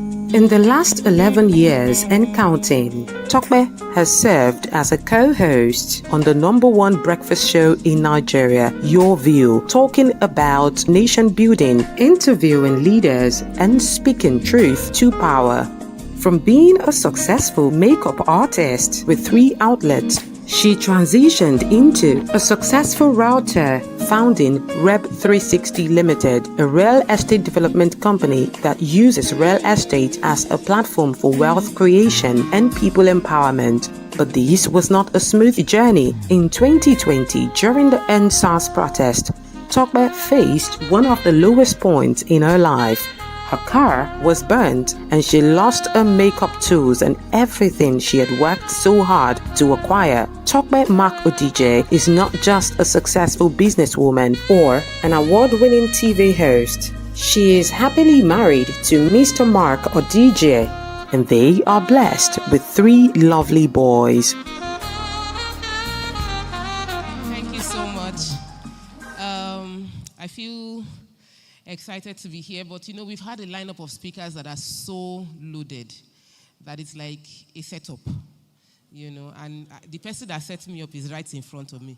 His color of tie even matches the color of my jacket, like we planned it. But can you give a round of applause to the partners that put together this conference? Because when I was preparing, they asked me outside that, what do you expect from this conference? I say, I've attended a lot of conferences. Those ones that are motivating you. Don't give up. Be excited. Things will get better. I said, this is not that kind of conference. This is a very, very stark reality. Look at your life. Look at your business. Look at your people. Look at your structure. That's a very, very instructive conference, and I'm sure you've all gotten value. If you've gotten value one way or the other, please give yourselves a round of applause. I would like to appreciate all the previous speakers who have gone ahead. They've made my job easy, and I have just 9 minutes to do what I want to do. So, Vantage point. It's like, how many of you watch American films? I love it. He used the sniper as example. For me, it's like you want to watch a battle. You're watching a movie about a battle, and you see some people, they are on the mountain, and then some other people are like in the valley. From every movie we've seen, even in the one where actor know they die for fame and the actor is in the valley, guess what? For the actor to win, he needs to find his way to the mountain, because the mountain is a vantage position. It helps you see things better. If you are in a valley in your business area, that means you don't have information. That means you don't understand the landscape of where you are playing. It is a disadvantaged position. And after this conference, you need to find a way to get into a vantaged position. And so what we want to share, what I want to share, and what all our other speakers have been sharing is how you can put yourself in that place of vantage. Now, understand, if you've heard everybody, you know that being in Nigeria already looks like you are at a disadvantage. The positioning looks that way. But another beautiful thing about Nigeria and the landscape of Nigeria and the challenges is that Nigeria is high risk, high reward. The reward is also huge, but the challenges are huge. See that as my brother was talking, sorry, I missed what, he was talking and I was like, As in, my heart was praying for you because I understand. Because I also had one of my landed property that Barrister Folari is aware of the drama that happened, where we bought a land, they took away our signboard, somebody took over, started building fence, put a signboard on the land that we had paid for 100%, and I've already allocated to customers, don't register survey. Customers are asking, want to take over our land, and you're unable to do that. You need to understand that when you are doing business in Nigeria, you do not have a choice but to take a vantage position. And one of the key ways to take a vantage position in doing business, regardless of your business, is to understand how the law affects you. Because ignorance is not an excuse. I discovered something then. Possession is key. I bought the land. I put signboard there. In my mind, I have the land. You did not build anything. Somebody else came after you, did not yet pay whatever you have paid for that land, but the person went immediately and did what? Fence. So when we were trying to defend the situation, they say, what is on the ground? Fence. Who did the fence? Him. What did you do? I put signboard, lesson learned. But you know why that lesson is expensive? Because it could have gone the other way. I know people that have had more experience than me, but for God, you know, we say the God factor. We could have lost that land completely. It was a battle, and there were lives lost on that battle for that land. So when I say understand the importance of the law as it relates to your business, you don't have a choice. No matter how long it takes. I know someone who became extremely rich, multimillionaire, and that was just because this person sat with the law. They cheated me, and I know the law. And it took years, but I sat with the law. Like it or not, we might feel it is slow. Many times Nigerians give up on the law, not that the law is not working. It takes a long time. But if you know the law and you sit on it, you are at a vantage position. Another thing that I want to highlight is you need to surround yourself with strategic people. Because you cannot achieve, you can't see, there are things you cannot see. So I had a conversation with Mr. Kiari as I was sitting down. I told him, I said, this year, and it's not the first person. This year it's probably the third person I am meeting, I want to build relationship with that are not in my industry. When I went into my industry, I was intentional about building relationship with people who were champions in my industry, that I saw that they were doing well. One of them sponsored this event, Rollard, and my first land I acquired was through Rollard saying, I have a place there. I'm not interested, but if you want. I'm like, I want. But I wouldn't have known of the place if I had not built that relationship. I have a relationship with Barrister Folari because I'm like, they say I need lawyer. He said, my brother is a lawyer. Me talk to him. And that was how I met him on the site. Like literally, we were signing contract on the top of a car. But that was how I started. I had people. I built relationship with industry experts, and then I built relationship with people outside my industry, because the view of someone who has had experience in the industry is different from the view of someone that just got into the industry. But the person can also be jaded. They might lose and not see some things. So the view of someone who does not play in your industry and is looking from outside and saying, Tokwe, you are losing money. I will never see that view if I don't have conversations with people who have a different view than the one that I am walking through. You don't see it because you are walking through it. You might be going through challenges and you don't see it, but somebody else will see it. So build those strategic relationships. I also feel that it's extremely important to communicate. In taking vantage position, I play in the real estate space. If you have been following what is going on online, you will know that there's a crisis. The crisis has been ongoing, but now some bloggers have capitalized on it to build traction. So every day they are calling out different real estate companies. And I'm seeing how those companies are managing it, and I'm saying, this is bad. You need to take control of the narrative. Don't let someone tell your story. If you are running a business, you need to tell your own stories by yourself. You need to take advantage of media. You need to speak out. Don't hide when you are facing challenges. I told you about the challenge we had with one of my estates. What you probably don't know is that I had regular Zoom meeting with my customers. I showed them the police reports. I showed them that I had pictures. They were praying for me. They know that they don't have access to their land. They know somebody else is on our land. But they prayed for me. Why? I was open and I communicated the challenges, and I made them see the efforts I was carrying out. I did farming. Sir, I'm coming for masterclass because I tried farming, and I even had a chat with your brother outside, and I was like, please, is this farming really working? Because I know that the more you look, the less you see. I have planted. You know what they say, you plant, pour water, the Apollos, God brought increase, but Nigerian staff stole the entire increase. I am not joking. I cultivated 10,000 tubers of yam, and I did not sell one. Not because we did not harvest, but the harvest was stored on the site, and we went home for Christmas and put somebody on guard, and they were using Okada to be carrying my bag. And I had to pay investors, and I paid every single one of them. Every single investor paid last year, paid this year. By the end of payments, I called a meeting. Trust me, Zoom meeting. Egbo, investors, this farming thing, I don't understand. Your land is there. You see this farm, I cannot pay you returns next year. Conversation. Because that is me I'm not waiting for them to come and meet me and be dragging me that you did not pay us. Which is what is happening with some people. I went ahead and let them know these are the challenges. Communication. Because businesses in Nigeria, even when they say we are VUCAD, no, in Nigeria we did not VUCAD. I don't even know any other way. VUCAD Pro Max.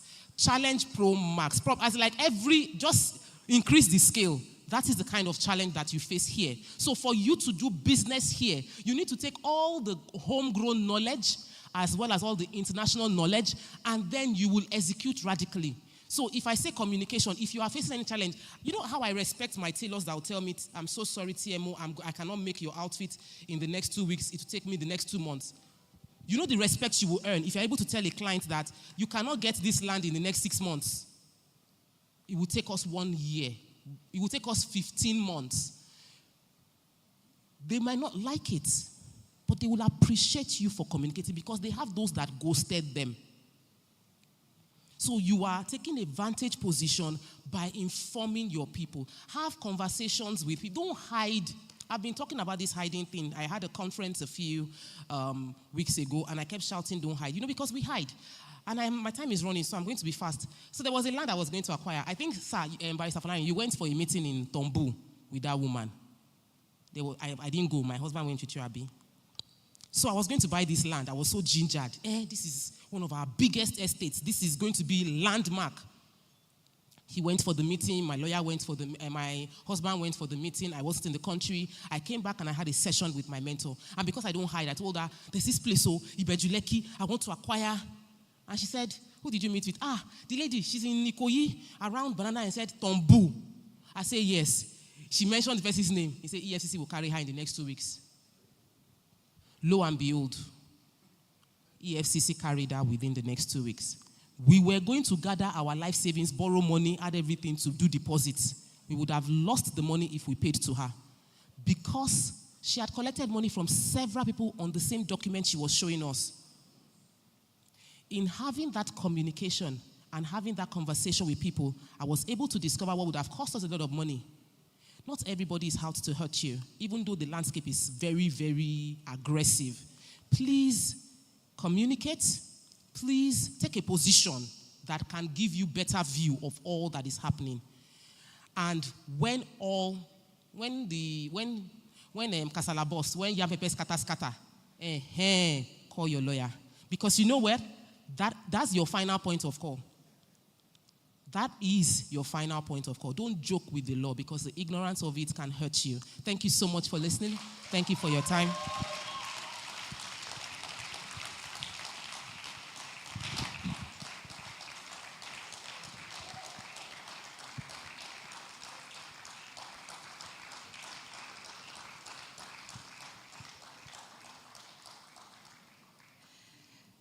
Very brief, very insightful, very precise.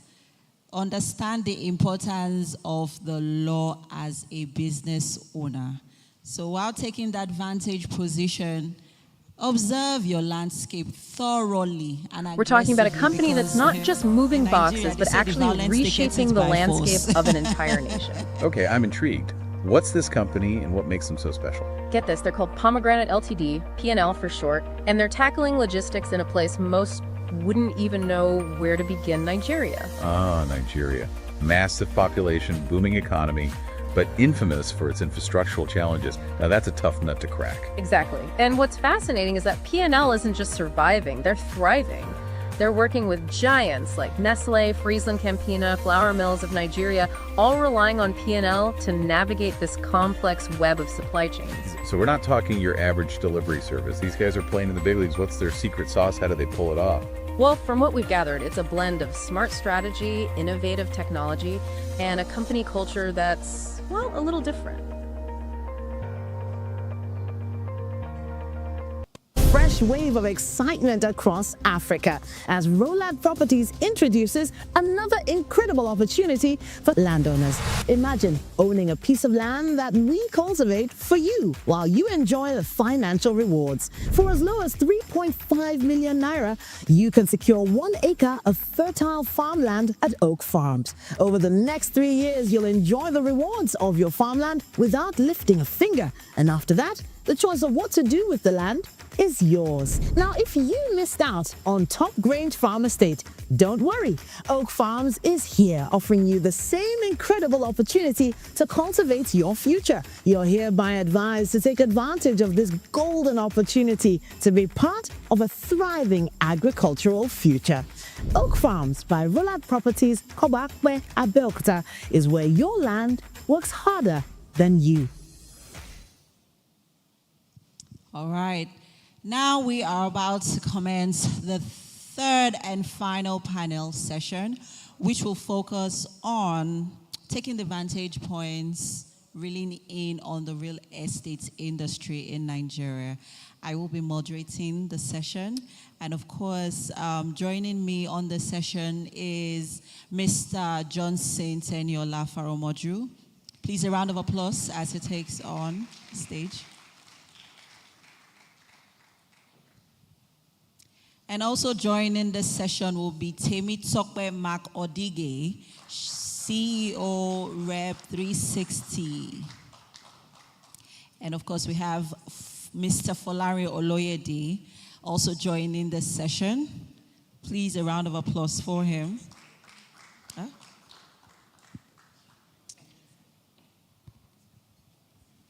Okay, we'll just dive right into the conversation. Let me just protest. Next year, if they don't have more women, we are going to carry placard.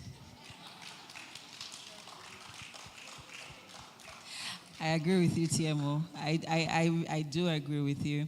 Still leaning into the Nigerian business terrain and taking things from the Vantage position. And this is for Mr. Johnson Teniola. The private sector has an important role to play. While the government also has the responsibility of creating that enabling environment for all businesses to thrive. What regulatory reforms do you believe the government should create that would unblock greater private sector investments in Nigeria's real estate sector? Okay, thank you. Quite a lot of them that they need to do. I just mentioned about the Land Use Act, which today is totally outdated. It has no major usefulness to promoting the real estate. It's just there. It's just made reference to when you are in court. It's not actually functioning. And also the planning, you look at most of the states. The planning is so bizarre. Do you understand me? You got a situation where they just, this area is residential, this estate. Okay, next time is another, you see the governor just remember that they have to do certain things there, and then you have taken position in the place. So those laws are not there, all right? And sometimes the government plans for, say, an environment, because sometimes when I was talking about Bejuleki now, regulatory, yes. You have no idea of the government plan in that place, because we are not diligent to search what is their plan. So a lot of people are buying the place now, they are investing, but the government plan is contrary to what they are doing. So you need to do a lot of knowledge searching on the plans that the government has in that area where you want to invest. That knowledge becomes critical. If you don't have it, And then you need to know the account officers for each of those areas. You know, the way government plan is now, they have account officer responsible people for one particular area. Right. So you need to have a one-on-one discussion with them to reveal what is going on here, what is the plan that is in there before you do any investment. Yes, sir. So this question is directed at you now, Larry, and this because this is sort of close to home, this experience I'm about to share with you, and which also brings to the fore one of the suggestions, right? We see people buy properties, whether it is landed or, investing in real estate in Nigeria. But the real estate agencies now are not doing enough in creating that awareness in terms of educating these investors on the policies, on the regulations, on what is needed to do in terms of, your own is just to, I'm a real estate agency, I've gotten an investor, or you buy the land or buy the property. Tomorrow, Lagos State's building Kini will come and say, no, you're not to build here, or, the tax people will come and say you're supposed to pay some monies for tax. Then there's the Lagos State urban survey as well, coming and saying, no, you are not supposed to build on this land. But unfortunately, real estate company has taken their money and they have moved. As a lawyer and, as a legal practitioner, what do you think needs to be done in that regard, in terms of creating that awareness and, just basically ensuring that there is that awareness generally, not just leaving that for the real estate agencies now in this regard?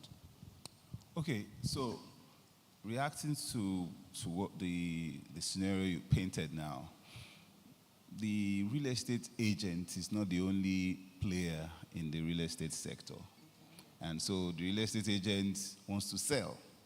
And most times somebody wants to sell, they project the good side of what is being sold. So you need to engage lawyers, you need to engage surveyors. Many of the issues that people come across after buying a property, most of the time you can track it back to not engaging all the appropriate professionals.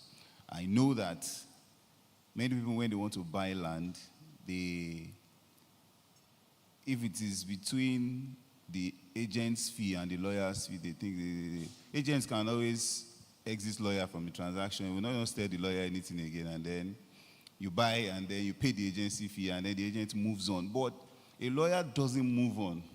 A lawyer is his name is everything. So he's more likely to provide you the appropriate due diligence on that parcel of land. So you need to engage those professionals and then make sure that you have a detailed contract. I've seen documents fly around as sale of land documents, and I'm wondering, the basic recital as to tracing the root of title doesn't even exist in that document. And every parcel of land is dependent on its history. So all those things, you can only attend to them, you can only make sure you don't run foul of them by engaging the necessary professionals. If you engage a surveyor can give you the accurate information about that land, whether it is under acquisition or whether has been planned for another purpose. If you engage a lawyer, the documentation will be properly done, and then you can be protected, so that even when things go wrong, right, you have enough at hand to fight back. Yeah. Fantastic. Now let's talk about affordability and access, and this comes to you, TMO. You mentioned earlier on, even though you didn't buttress on it, and this is regarding, the housing crisis, let's really down to Lagos as it is, right? There's been a lot of complaints of landlord increasing rents and at an exponential rate. I mean, maybe even 200% for some. There have been reports of Lagos State officials finding homeless people under the bridge and all of that. Now, let's reel in on how real estate developers now can balance profitability in terms of, especially with the urgent need for affordable housing across urban and rural areas in Lagos State? Okay, thank you. There can never be affordable housing in Lagos State. Banish the thought from your head. Go and make more money if you want to own a house in Lagos State. If we want to be honest with ourselves, because the value of the land keeps going up and it's not going to come down. The products that are used as building materials keeps going up. It's not going to come down. So in what equation are we supposed to, how do we want to do the mathematical equation to arrive at a cheaper house when everything that contributes to the cost of the house is going up? So I think that the affordable housing is possible, but not within cities. And once you've called a place a city, it's already going to be expensive. So they can go to, Mowe now is already, you will go further. People are now going to Kobakwe, they are going to Abeokuta. Those are the places where you can get affordable housing. But to answer your first question, and I'll still come back to how they can play it. You see, the question you asked, Barrister Folari, let me tell you, I've had a personal experience with a customer who made a deposit for a land, paid 30% and disappeared for 2 years. She didn't fill subscription form. She did not, we sent a mail to her to fill the form. I sent, thankfully, when she came back over 2 years after, she was chatting with another number. She was in the UK. And she was like, I've worked with other companies. They don't do things like this. How can you say? We couldn't find her record. We couldn't. We couldn't trace her name. We couldn't trace anything. So we had to say, give us the list of all the email addresses that you have. Then we discovered, okay, she sent a mail once with a different email address than the one she was coming up with. Give us all the phone numbers that you've used. Oh, she used the former Nigerian number. Thankfully, I had the chat, and I highlighted, before you make payment, fill the subscription form and send us the proof of payment to our email. She just sent proof of payment to the email, no title, nothing. She didn't fill the form. We didn't put it on record. And she's coming over 2 years after to come and collect what? So sometimes some clients are lazy about reading. You will not read. We'll ask you to watch a video, read the frequently asked questions. You don't go through it. You just pay and walk away, and you expect all developers are angels. Of course, the fact that there will be good ones, there are also bad ones. So we must distribute the blame across board. And if we are being sincere, we'll realize, well, like he said, they always have options of bringing surveyor. I ask them, bring your surveyor so that they can take the coordinates. We'll send you survey, but many people don't do it. It's good you can trust me, but how many of people can you trust in that same way? Then to the final one on how I feel government can play if we are ever going to have something, a similitude of affordable housing, is for government intervention to come into real estate, where we don't have to get ridiculous loans or the cost of fund is very expensive. If the government provides housing fund, where if you want to build this house, because I went to Rwanda, wanted to do real estate in Rwanda, and they gave us specification. The house must be priced at this amount of money. We will give you this land. And they told us clearly that if you are building this quantum, like if you are building this number, we will do the road to your estate for you. We will bring power to your estate for you. That's a government that wants to provide affordable housing. So if you now want to do 500 units, they will give you the land for free. That is when you know. And I'm talking about, we went there. Registering your company is not complicated. You don't even need anything. You want to build a house, they will just tell you this is what to do, this is the specification, this is the costing. If you bring the fund, you show you can build 500, we'll give you the land for free, we'll do a road to your land. Then we know the government wants to really support us. So we're not ready. I agree with you, especially with Rwanda. And also to add to that, they're also very open to investors as well. And they would make it very easy for you, because I remember last year when we were in Rwanda, we made inquiries. But sir, you'd like to say something? To add to government enforcing housing affordable. If you look at the bulk of the problem, it's governmental. All right? Look at the planning rules. You know, I mean, I live in Magodo. They will tell you the height level. I don't know the security people you want to watch around the place. So a building that should take about 3 or 4 floors, you say you can only do 2. All right? So misuse of the space, which if we have allowed it to grow higher, you can accommodate more people. And then the cost of building comes down by the number of the the floors. You're able to build on the spot.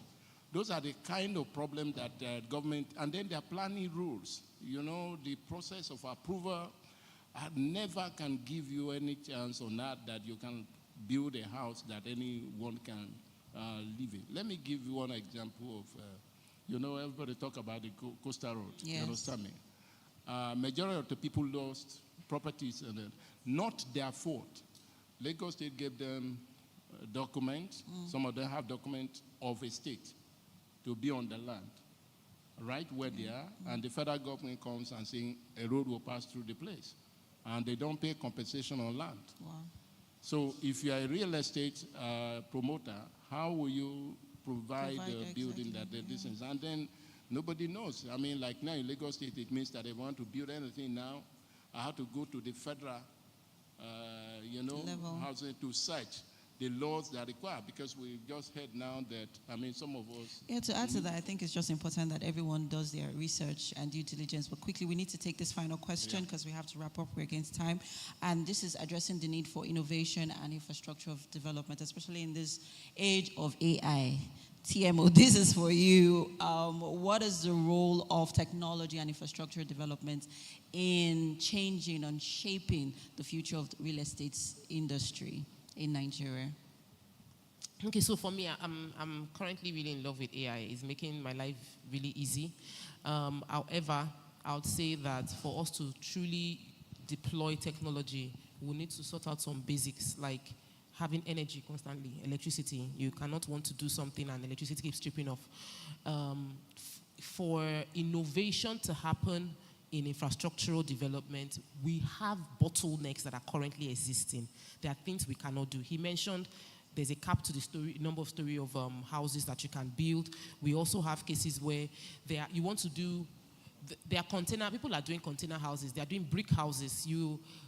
There are many approaching government to get approval for a different kind of housing than what is currently being built. There's a roadblock. You can't even, like, if you go and meet them and say, I don't want to build like this. AI has told me to build like this. That's you are going to enter into, I don't even know the battle we're going to call it, maybe World War IV, because they're not open to it. So, and you can't build or provide infrastructure without, have you heard that somebody wants to do road for your community? And community boy said, no, don't do the road, give us the money. Like, I want to do, like, I've built a house and I want to tar the road. They say, no, give us the money. No, don't do it. Just give the community the money, and they would spend the money and the road doesn't get done. And you can't force government to come and do it. Constructing in Nigeria is ridiculously expensive, even for government, and it's not because of the cost of goods alone. It costs a whole lot more of money to settle people on the road. There are so many people that you need to settle. Compensation is huge. What you actually spend on the infrastructure is small. So if we are able to reduce all those other things, AI, we don't have problem with AI. The AI is like icing on when we get the foundation right. All right, thank you so much. We have to go now. And this has been very short, but we hit the nail on the head. Thank you so much for the session. And quickly, let's take pictures. Please, a round of applause for all the panelists.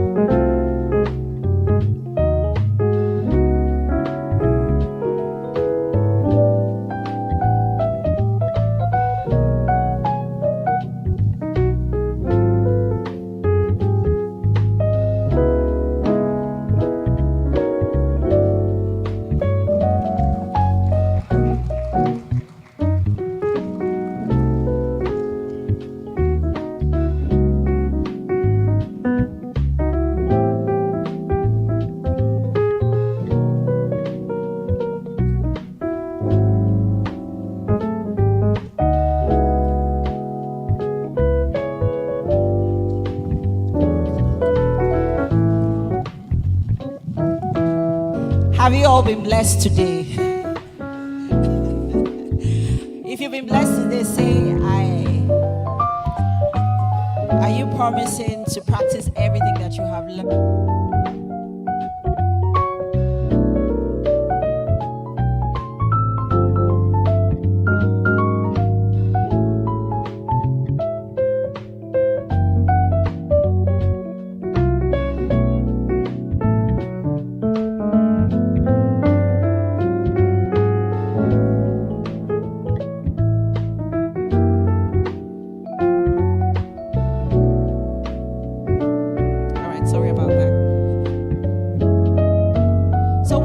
come to the end of the event, and before we go, we have to say a very big thank you to all our keynote speakers. Mr. Kiari, thank you so much. Mr. Abdul Hakim, he's not here, thank you so much. Mr. Oluwole Eweje, thank you. Mr. Johnson Teniola Faramoju, thank you so much, sir. TMO, thank you. We also have Olushola Duroshola, Babajide Duroshola as well. He's not here, he's left over. Thank you. But thank you to all the speakers. Please, a standing ovation to all the speakers for being here today, for pouring into us, for sharing their journeys with us and their experiences. Okay, and to wrap this up, I would like to call on Mrs. Kemi Falola. She is the managing partner, CHLP Law, to give the final vote of thanks.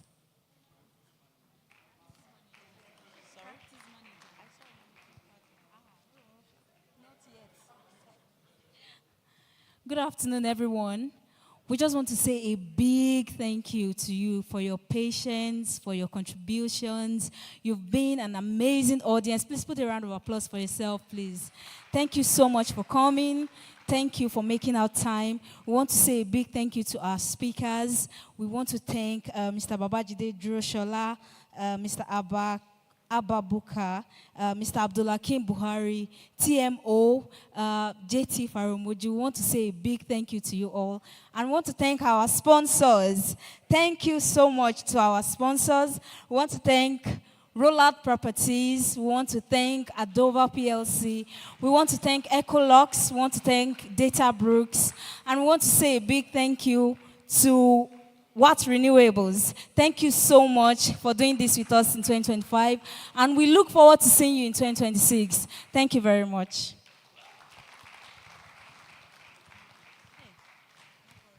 And we have come to the end of the CHLP Law and Business Conference 2025. My name is Ime Okwoche. I'm a broadcast journalist. I'm a serial entrepreneur. I'm an event host. I'm an actress, and so much more.